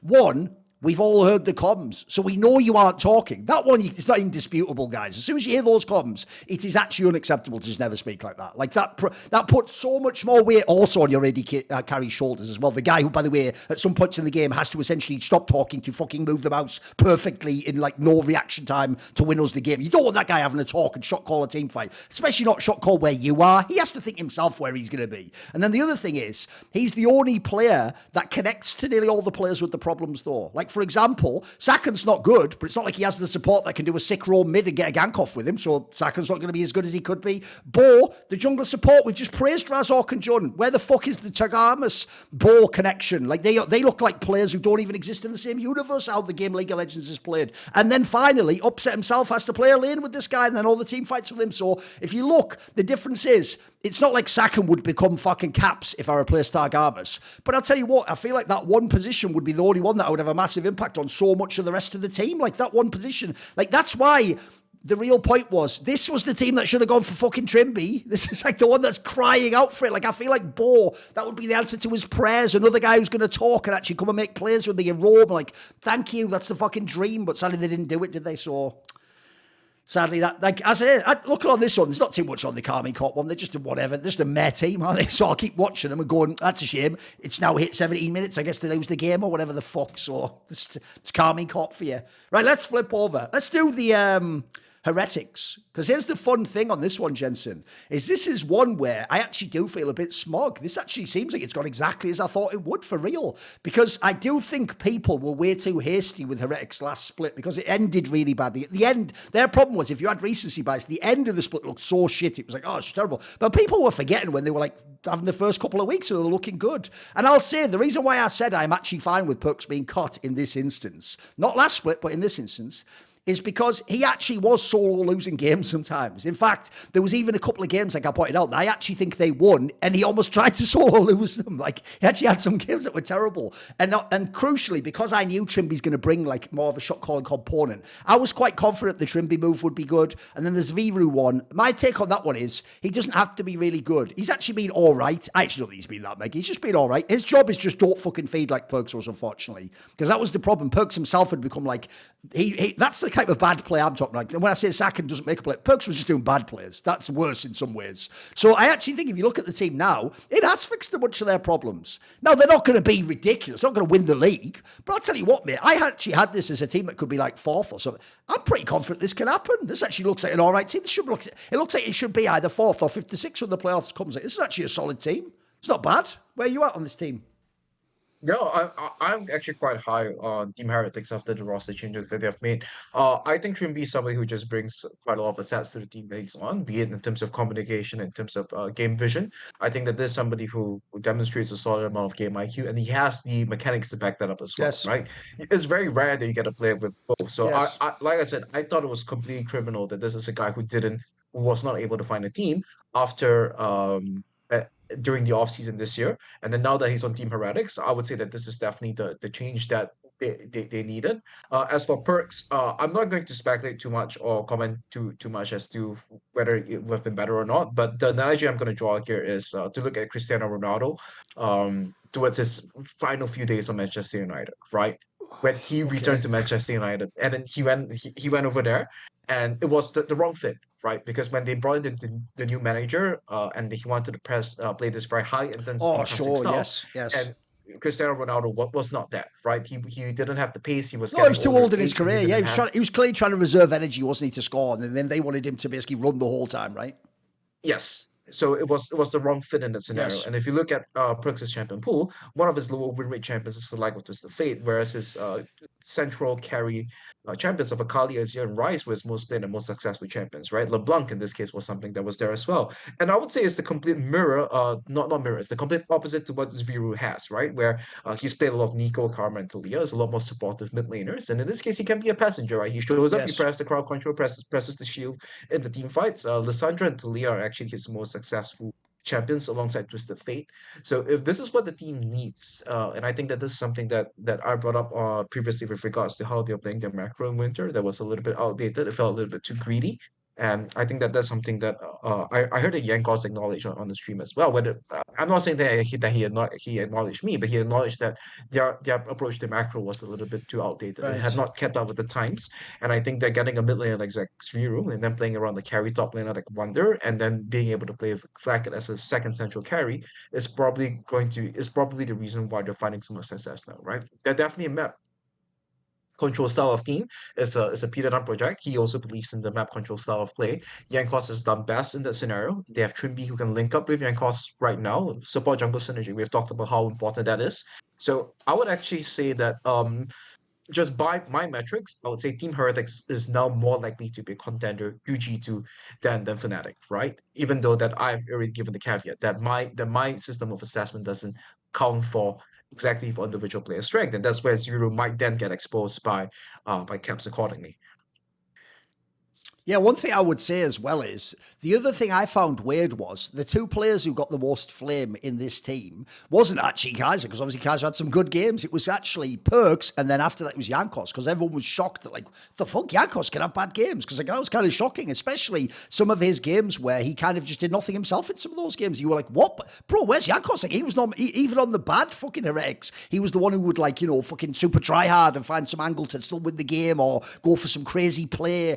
And what was was wild was he also seemed, when the Perks lineup was there, like he was off his game. I'll tell you what, mate, there's another thing you can say. Look, we can't know if it's totally because of this, but the A/B testing says, mate, Perks going out the lineup just brought back the old Yankos. This guy's fucking mega again. It's like right back to being one of the best junglers. And in fact, you look, it's the problem. Yeah, Perks has had ups and downs in his career. Yankos, the floor on his game is mega because there's so much of it's about his brain and his understanding of the game. And it's right back again. You can see he looks really, really good again. By the way, I actually think the sleeper guy on this team everyone just ignores is actually Flackhead. Mate, Flackhead, I've said it before. I said it before jokingly when I was talking about Targamas on past episodes. But like, I actually do sort of low-key think I was a bit too reductive about Flackhead. I did just think because he was like the clean-up ADC in G2, that like that's all he could be. Mate, I've actually seen in this team, he can have some carries, he can have some fucking, like, mate, his Zeri game wasn't bad actually. Yeah, he's actually kind of like a canny player. What I like about him as well is he actually is sort of like a fucking European prey or something, Jensen. He knows his job. He doesn't overreach. He doesn't int. That's one thing I fucking love about this player. He'll just play to like his standard. And he's actually a very consistent player too. Seems like a brilliant personality. He's actually one of those players where Spanish fans hadn't gone so mad when he's in G2. I feel like actually this guy should get his flowers. He's just a good player. Like if you look over his career, and now he's had a few years of it, and look at all the different teams he's playing as well, mate. Like this guy's actually just shown me he's a good player. He's not in it. Listen, he's never going to be what I think of someone like an upset can be at their peak, but he's a good player. And in this team, he works. I think Flacken's like a sleeper. He's good. Yeah. I mean, I think that this is a team that if now that they've made these changes to the roster, I'm not too sure if we have to put a little bit of a cap on this view, right? But from what they've Yes. shown me so far, I actually think that this team is on the trajectory. If I'm gonna say that teams from the West that can have a hope against the teams in the East, of course there is G2 in the category. I would say that this team Heretics roster could be there as well. You have Trimby, you have Yankos. This game, support and jungle is so important right now. I think that these two are definitely arguably best in class or up there in the conversation, right? In the Yes. West right now, where it actually gives them a chance to compete with the Eastern teams. I also do think as well that was the underrated part when people were looking at the Perks Zeru swap is because Trimby gets put in the equation. If I'm a rookie mid laner to the LEC and my jungle support is Yankos and fucking Trimby, that's fucking awesome. Like I've got such an amazing fucking base to build from and way to get into this game. In fact, the premise there even goes, they're sort of going to even tell me how to play the game potentially. That's the dream. I think I agree that can also make them stronger than just the raw strength of people. Like, is he an amazing mid laner? That's not as relevant to me right now, especially considering they were a bit sketchy last split anyway. So it's like you were never getting the upside of Perks anyway so far. So it's not like I don't think he can ever play again, but this wasn't the split for him. I don't even hate the change. Right, let's move over then. What about if we talk about, let's do a bit of G2. What about G2? Obviously they've lost now, but to be fair, I don't think anyone ever really like believes G2 losses are real. You know what I mean? Like if they lose, we just think like, were they playing with their food? Did they fucking around? You know, were they just bored from winning too much? Like, can you actually analyze this as a real loss? Like, are there actually some holes opening up? Is there any hope for anyone else? Okay. Um, my my issue with G2 is not going to be coming from the Fnatic loss, right? Because I think that one they just decided to have a moment and have a happy game, as they like to say. They just went there and just repeatedly died on mid lane. Top lane just decided to run it down. The game was completely won once they got the double kill on Smolder. They should have no business losing the game at all. But they just decided, you know what, screw it. We're just gonna flex here. Oops, we got outplayed 2v2. And then they just found themselves having to struggle against a Fnatic that was like 7,000, 8,000 goal hit in like 15 minutes. And the game should have been completely unwinnable, but they almost made it look close with the scaling that he had, right? They put up a very good defense and attempt to hold in the game. And this is exactly the type of things that I want to be seeing from a team that wants to be challenging against the Asian teams, right? My concern with G2 is GiantX and the way that he has been playing. I know there's been a whole like little bit of a meme with Mickey X almost ending these team fights, but it turns out Yes. it was a bait all along. Yes. And this is the type of things where sure you're getting away with it now because the integrity of these kill squads are not exactly there yet. But if this starts to get scouted by people, if people know that you are playing so on the edge and you actually die in these scenarios, you're actually going to become a liability for the team, Yes. right? I'm not sure if he is reading the game correctly because there are some situations where I see that he actually sees information that lets him know that he might be able to get away with this, and that's why he's doing the things that he's doing. But as well, those things where I probably need a larger sample size to say definitively if this is him laying on the limits, or if the sim actually going to be a liability when he plays against top elite level Asian competition. I will say it's not just like stylistically, especially when they were on the Engaged champs, that him and Hillasang had similarities. But I actually have heard, I even know Mickey X.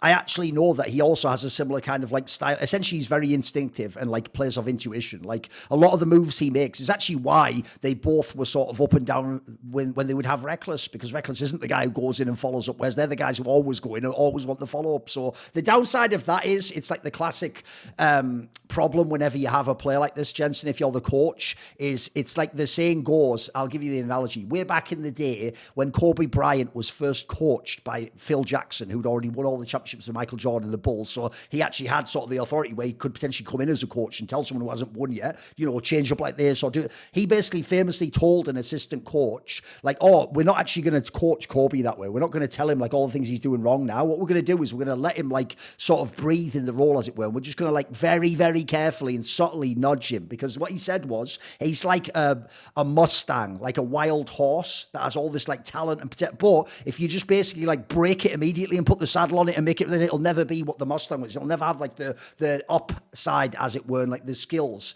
To me, that's also the problem with people like Hillasang and Mickey X's. I know that a lot of their best coaches have taken that approach. It's why when it goes really bad, like last split with Hillasang, they look like they're mega egregiously hinting, because they're just being given the green light in a way that another player wouldn't be. But you do it because you know that when it works, like Mickey X last year, it's fucking amazing. Like you actually have like a mega OP player. I even think they're the two players historically that if they're at their best actually give you the chance for the upset against the Asian team, because they actually can sometimes be as good mechanically as the Asian support. And I think that's insane, because if you know the players like the Kerriers and the Mings of the world, they are actually like they're as good as our mid laners mechanically, guys. They're really fucking good. So I think I understand why these players have their ups and downs. I agree with you though. I do think that this split, it's definitely been way more scuffed. I even think if you look at the final, him and fucking Ansama were fucking, there were some egregious players considering they won that final. So I agree. It's the problem is it can't be punished enough in LEC. Even if someone else wins another BO1, it doesn't matter. In the playoffs, they'll still be fine. The obvious issue is, let's do it. Let's talk about if they were to go international, because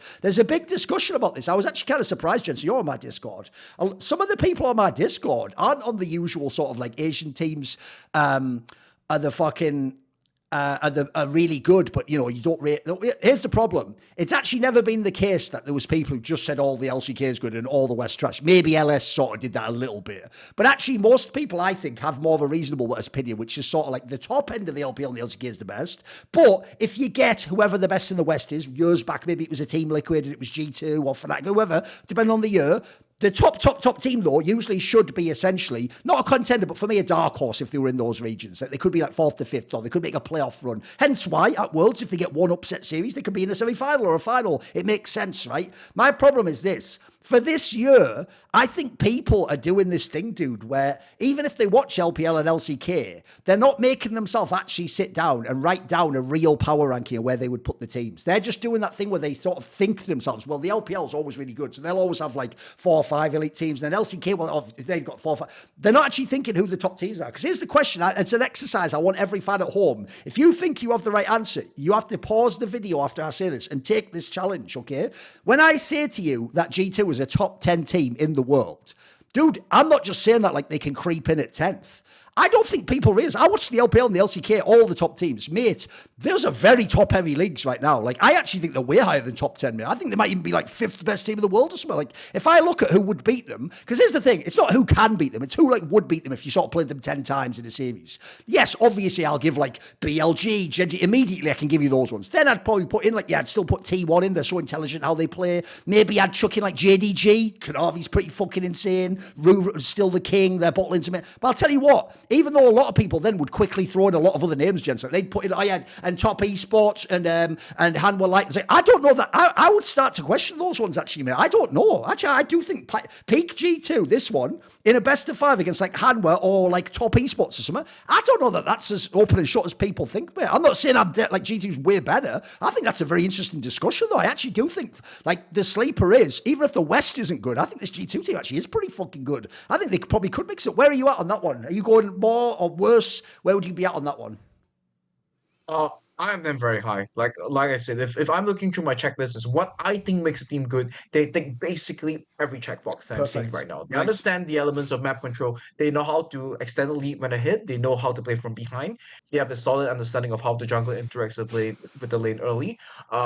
Probably the Baron scenarios, I haven't really take that, but that's like a very minor thing in that long checklist of things that I have. But they basically tick all the checkboxes. So I have them up there really high right now. I've not done my deep dive onto some of the top teams in the Yeah, LPL, but from sure. what I'm seeing, there's a lot of missing check marks in all of those check boxes as well, right? But I think that with regards to this, so just to add another dimension to this, I think that there is one very big element of change that has happened to the game, which is the way that team fights around Drakes is happening. So I do think that the game has kind of been, I wouldn't say solved, has been kind of like figured out, right? You reach the Drake first, and then there are these possible scenarios that can happen when you have first access to the river around Drake. You control the chokes, the opponent team walks in. Based on the type of team composition that you have, you control these areas accordingly. And the team that has control is able to win the game, to win the fight, and then be able to convert, I would say, easily 80% of the time. But what we're seeing right now in even in the Asian regions is that what are the exact protocols in terms of what do you do when you're set up around the river at this point of time? And I have believed to think that it's going to be raid side favorite a little bit from what I've seen so far. But the team that can figure that out, because I have to say that this is kind of like League of Legends version 1. I mean, technically it's 1.14, but it's a very that solved or that figured out aspect of the game has been changed in a very drastic way. And that Drake team fight has been such a large part of the last 2 to 3 years that now teams, whoever can figure out that this is actually the exact protocols that you take in terms of how you control this. Do we need to control the crescent bush? Do we just avoid taking Drakes altogether as blue side team because of the map disadvantage that's happening? And how does that impact the game? The team that actually figures that out would then have the best success at the international events. So it's very hard to say because this is trying to make a prediction as to who is going to find a breakthrough in terms of the scrims and things like that. And I have to say that the bias would definitely go more towards the Asian teams because they can get themselves more into those type of scenarios. But then again, team fights are things that happen in almost every game. So it's not to say that this is like the high level macro that you have to be scrimming in the Asian regions to really experience.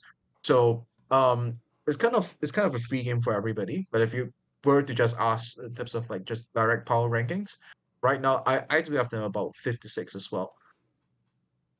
Yeah, because what I was going to say, I actually didn't complete the challenges. If you're one of those people who hears that statement, and don't get me wrong, I understand that the problem with like these statements is until you actually analyze the specifics, it's going to seem like a wild statement. Like when I said not just even top 10, maybe they're like fifth, so essentially top 5. Your brain just tells you, no, wait, think of all the, but no, sit down, pause the video, and just write down a list of teams that you think would definitely beat G2, and I'll be shocked if you can get 10. Put it that way, because like I say, especially like LCK is mad.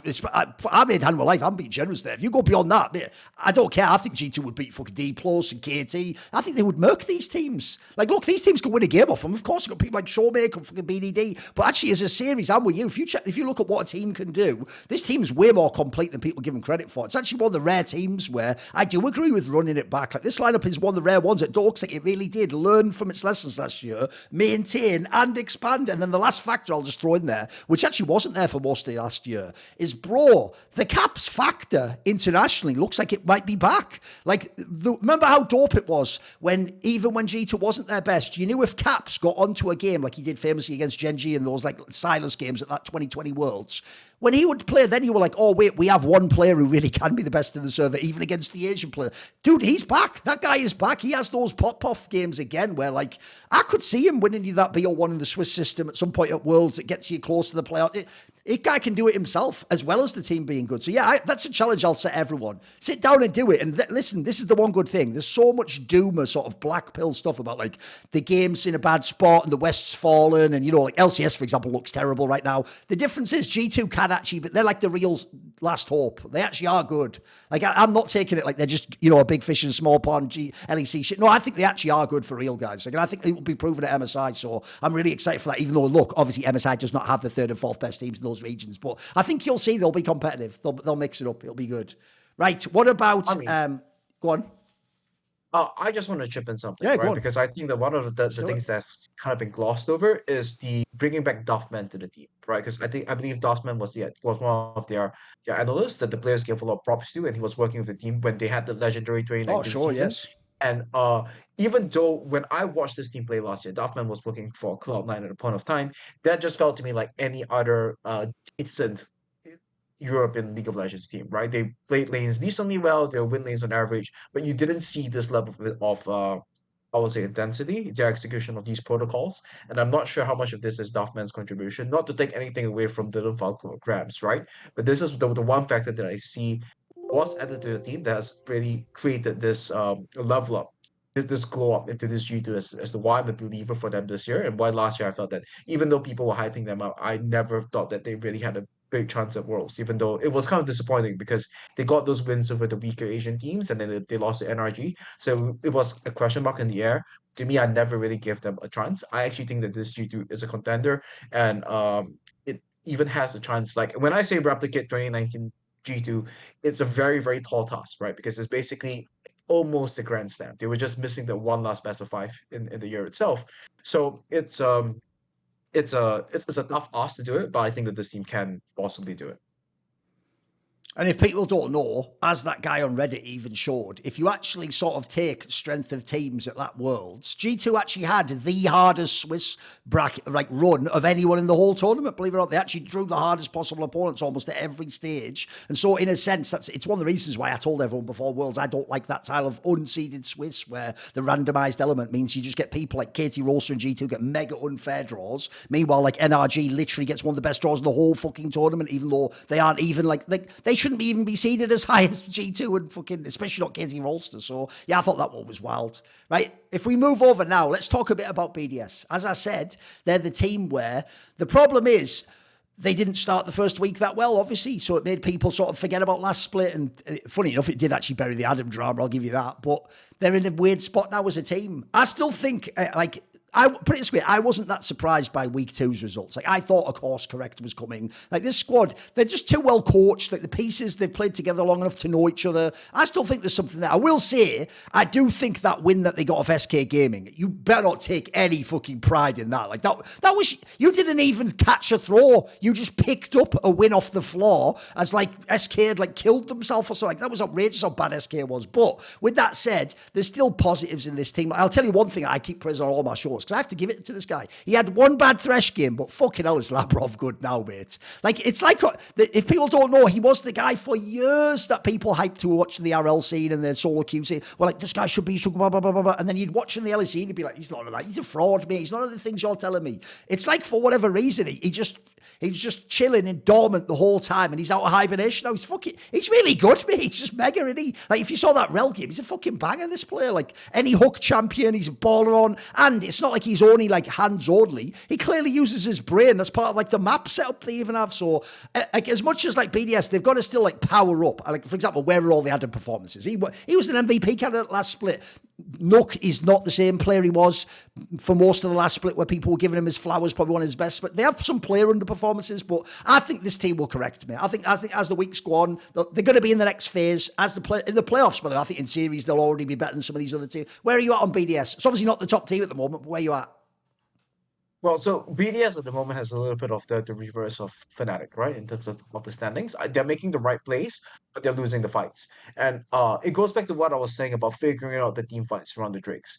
If this was going to be 1 year before they changed the architecture of the map, I would say that if BDS is as well coached and that well drilled in terms of the protocols as they are, this should be a very easy shot case to say that they're definitely going to be up there. But it's very clear that the protocols around how they take team fights around the Drake, while they did show some of the best choke point control when they had that Scion into Nico combo. I don't Sure. recall which team it was against, right?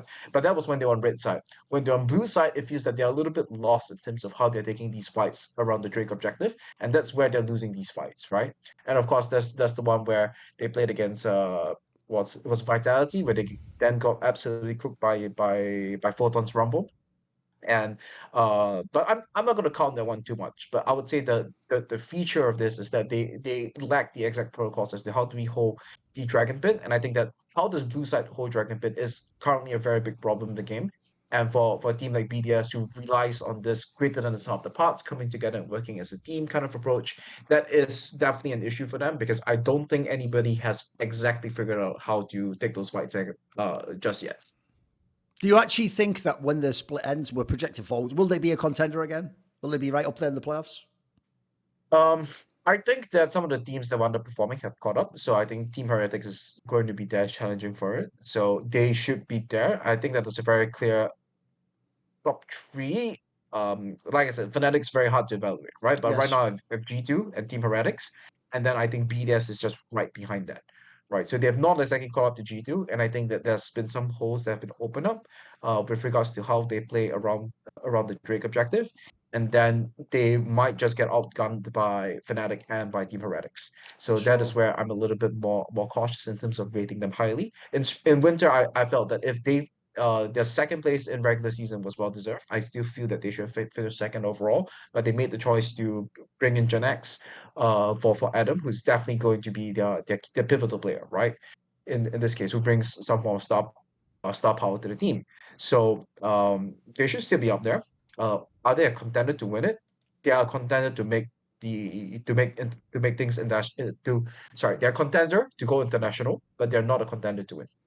I would even say I actually think the most fitting sort of playoff run would be something like actually in the upper bracket, Fnatic even beats G2, but then just gets beaten by someone else like BDS or like Heretics or, like I even think that would almost be fitting for where the teams are and the narrative of the league at the moment. No, I'm with you. I actually also, like I say, I just don't panic on BDS. Like when you have the same pieces and the pieces worked and clearly knew how they were playing and it wasn't a fluke, it wasn't just one player overperforming, I can actually rely that this team will resolve. And they've got enough time as well, especially. They've got the breathing room. They're going to be in the next phase. Then you've got the BO3s. Then, so I'm not that worried. Like, this would be even the team I could see doing the lower bracket run. So let's flip over. Let's briefly talk about SK Gaming. Because, mate, it never ends with SK Gaming. One of the craziest things, I know everyone was laughing at all those like Swiffer Cam things, but I get it, mate, because this is one of those teams where it's like, it's a bit like what I was saying about Exakick the player. They either have like an awesome game where you're like, fuck, that's so clean and good. Like, this team's really good. Like, fuck, I should be putting this, like, this should be like my third best LEC team. Like, maybe they even can win. But then when you see the games where they just like blow it and like they do just die inexplicably or Niski just ints out of nowhere,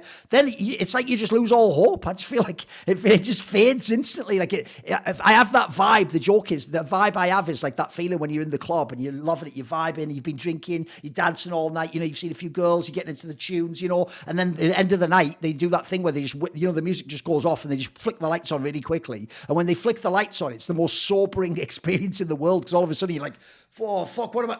Oh, and who's she? And what? I better get home. Like, I've been drinking too much. I better get a taxi. It's that moment of just. That's what I feel like every time this team betrays me, because I'm so badly do want to put this team high up. I'll even say it's similar with the Isma guy. He has games that look so good, and then he'll have the game that's just like, oh, that's a nightmare. So, essentially, this is the team I can't trust. Is the problem, Jensen Goh. I actually think they're good, but I can't trust them. I can't. They've hurt me so many times in these games.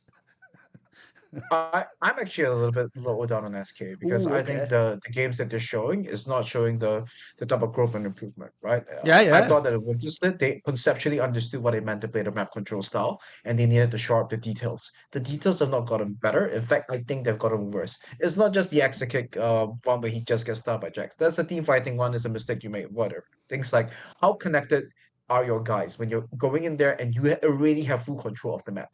You have control of the map. You need to disconnect the two lanes from connecting to one another. And then I mean, once again, it's execute, right? I don't want to sound like I'm targeting one player only, but that's the example that comes to my mind. And he's farming the Raptors over there, and the rest of the team is going in on Adam's Olaf, because the moment the Olaf shows on the way, you have to jump in before people, but your AD carries farming Raptors, right? I think this is the example where if you to go back to StarCraft, right? You are already in the late game scenario. Why are you making more drones? Why are you making more SCVs? You're supposed to end the game Right. off this one play. Yes. There's absolutely no reason for you to be farming those camps over there. Just group there, be with the team, and then be jumping on him, or things like when we talk about jungle support integrity, right? They are in the same area of the map, but they're not holding hands the same way that Milky Way Yes. and Life does. They're not holding hands the same way that June and Razor does, and that this puts them into problems where the support just gets picked off because he walks into a bush as Winata and just gets one shot.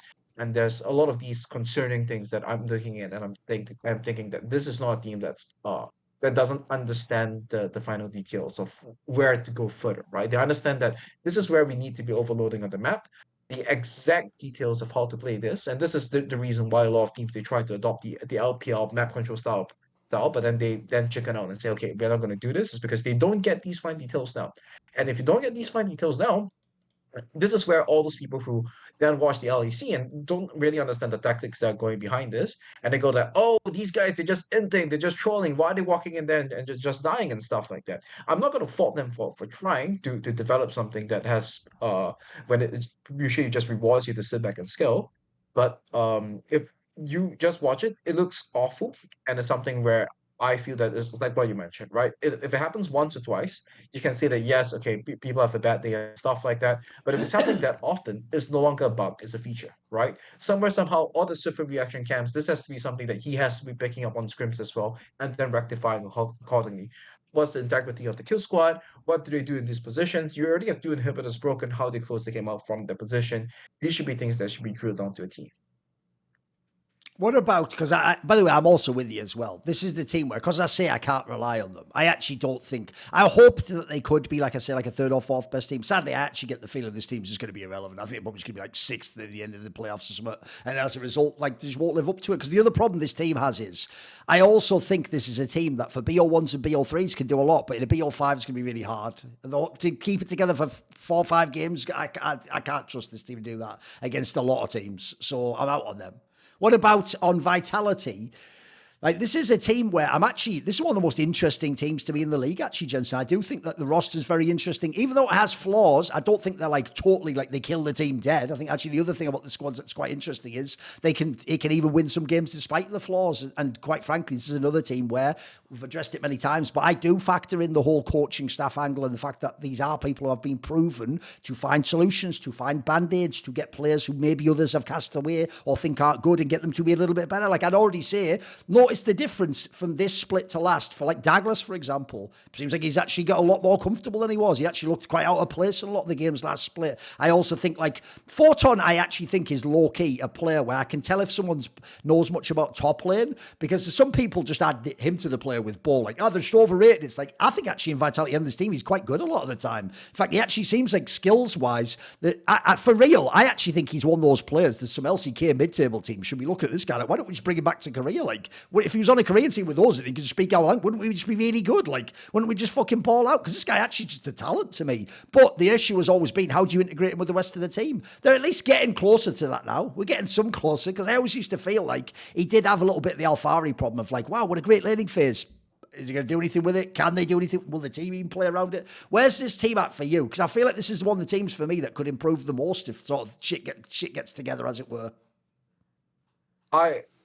I'm not very high in Vitality, because I think that with how important mid jungle is in Europe, this is the opposite of Rogue, right? Where I feel that Mateo and Douglas are not they're not cutting it. This is a mid Sure. jungle pairing that does not work. I feel that Douglas a lot of times when I'm watching these games where he's just making these putting mistakes. He's just making these what I feel that things that as an LEC jungler you should not be be making this type of decision making, right? And as for Mateo, I feel that it's a little bit of a wrong fit for the team, where he is once again it's a similar problem as Perks, right? Like it really depends on how the team wants to play. You're playing with Hilly, you're probably something that is able to connect a lot better with support and jungle. And Mateo's champion pool is very towards the carries, it's the LeBlanc, the Kali, the assassins that you want people to play into your lane. Your jungler is Douglas. He's making a lot of mistakes individually, and I think that mechanically he's not there as well. It's not like the case of like you have these mechanical prodigies that come in there and then they Sure. need some guidance in terms of like this is how you then think about the structure of the game. He's neither in neither category. So this is like one of the situations where I feel that Douglas is a very big question mark for me. Right. I know that Mac is a very patient coach, so he's definitely going to be someone who works with what he has. So I do not think that they're going to be making any changes there. But it's hard for me me to believe in this team while this mid jungle pairing exists, because Douglas doesn't Fateo would not have the means or the champion to cover for Douglas, and Douglas is not good enough of a player to then support Fateo what he wants to do as well.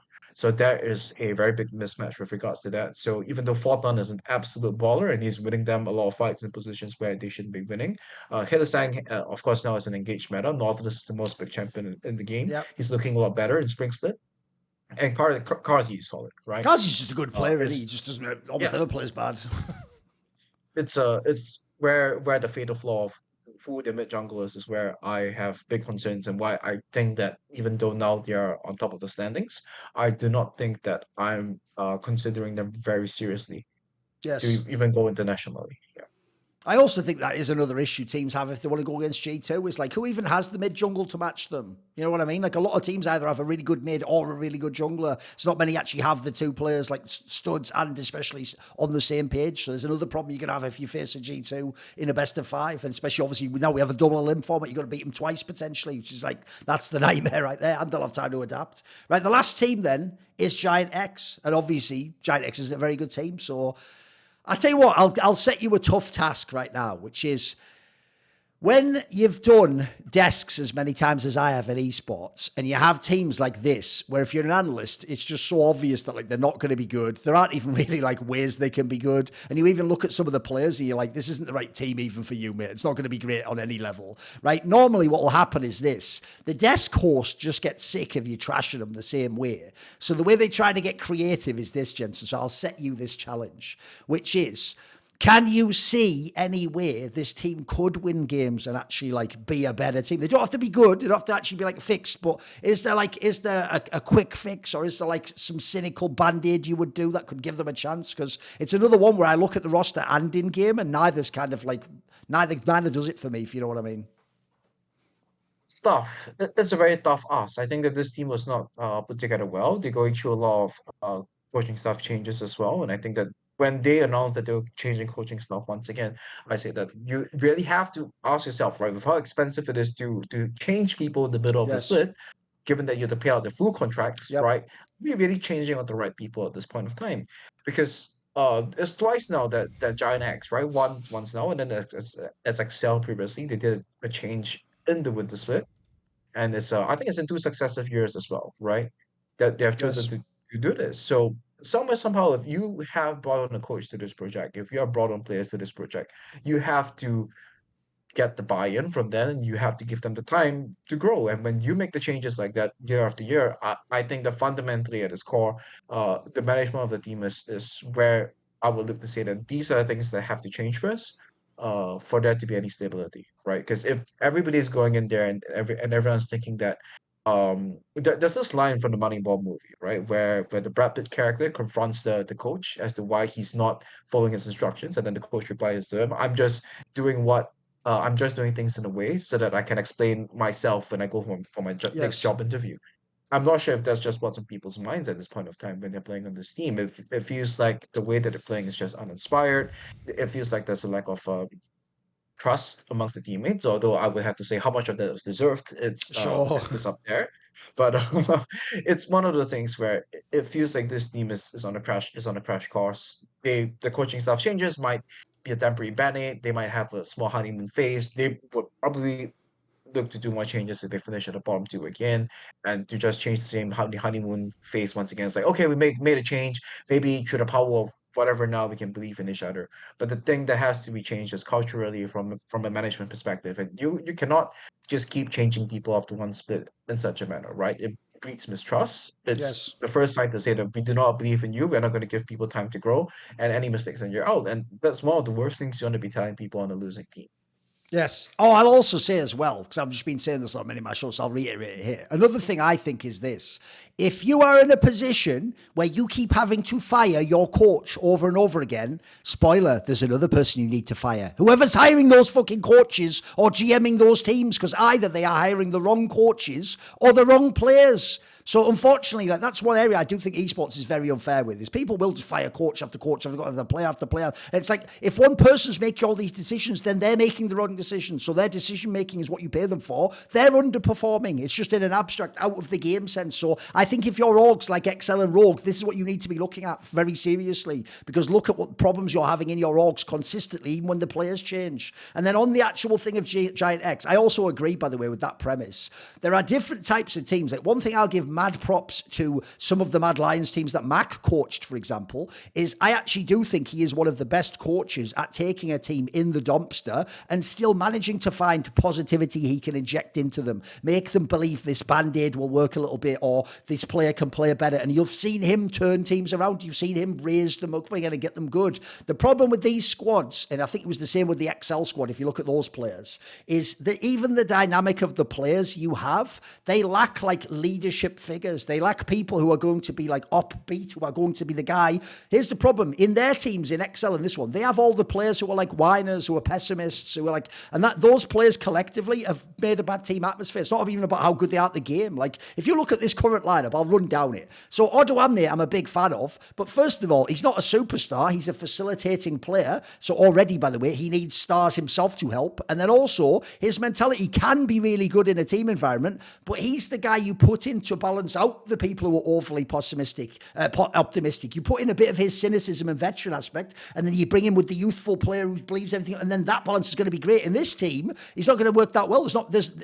Everyone else is also a bit of a pessimist. Peach is Korean. I don't even know how much influence he has on the team. I have no sense at all as to what this guy's vibe is within this mix. You've got fucking Jackies, who, by the way, is a player who I'm sure he's focused on his own game. He's trying to have pop-offs. He's trying to show he's an LEC talent. Like, he's not a guy who's been in the LEC. He's got no connection to these players. Patrick's always been a fairly quiet player, seemingly, just does his game. And then Ignar, I mean, people in NA, they used to say he's toxic, but that's just because anyone in NA who has any balls is toxic, if you haven't noticed. But I'll take it that I don't think he's like the Mr. Sunshine and fucking rainbows. So if you look at this squad, and now they don't have a coach, it's like, where's it supposed to come from? Where's the leadership going to come from? Like, it's totally logical, like you say, that actually when you get in this scenario, people start thinking of things like in kind of a brutal triage manner themselves. They're sort of thinking like, right, well, this team hasn't worked, so they've already in their mind put that out. This can't succeed. So now it's like, how do I not look as bad when we lose so that I have a career still? Or how do I look decent?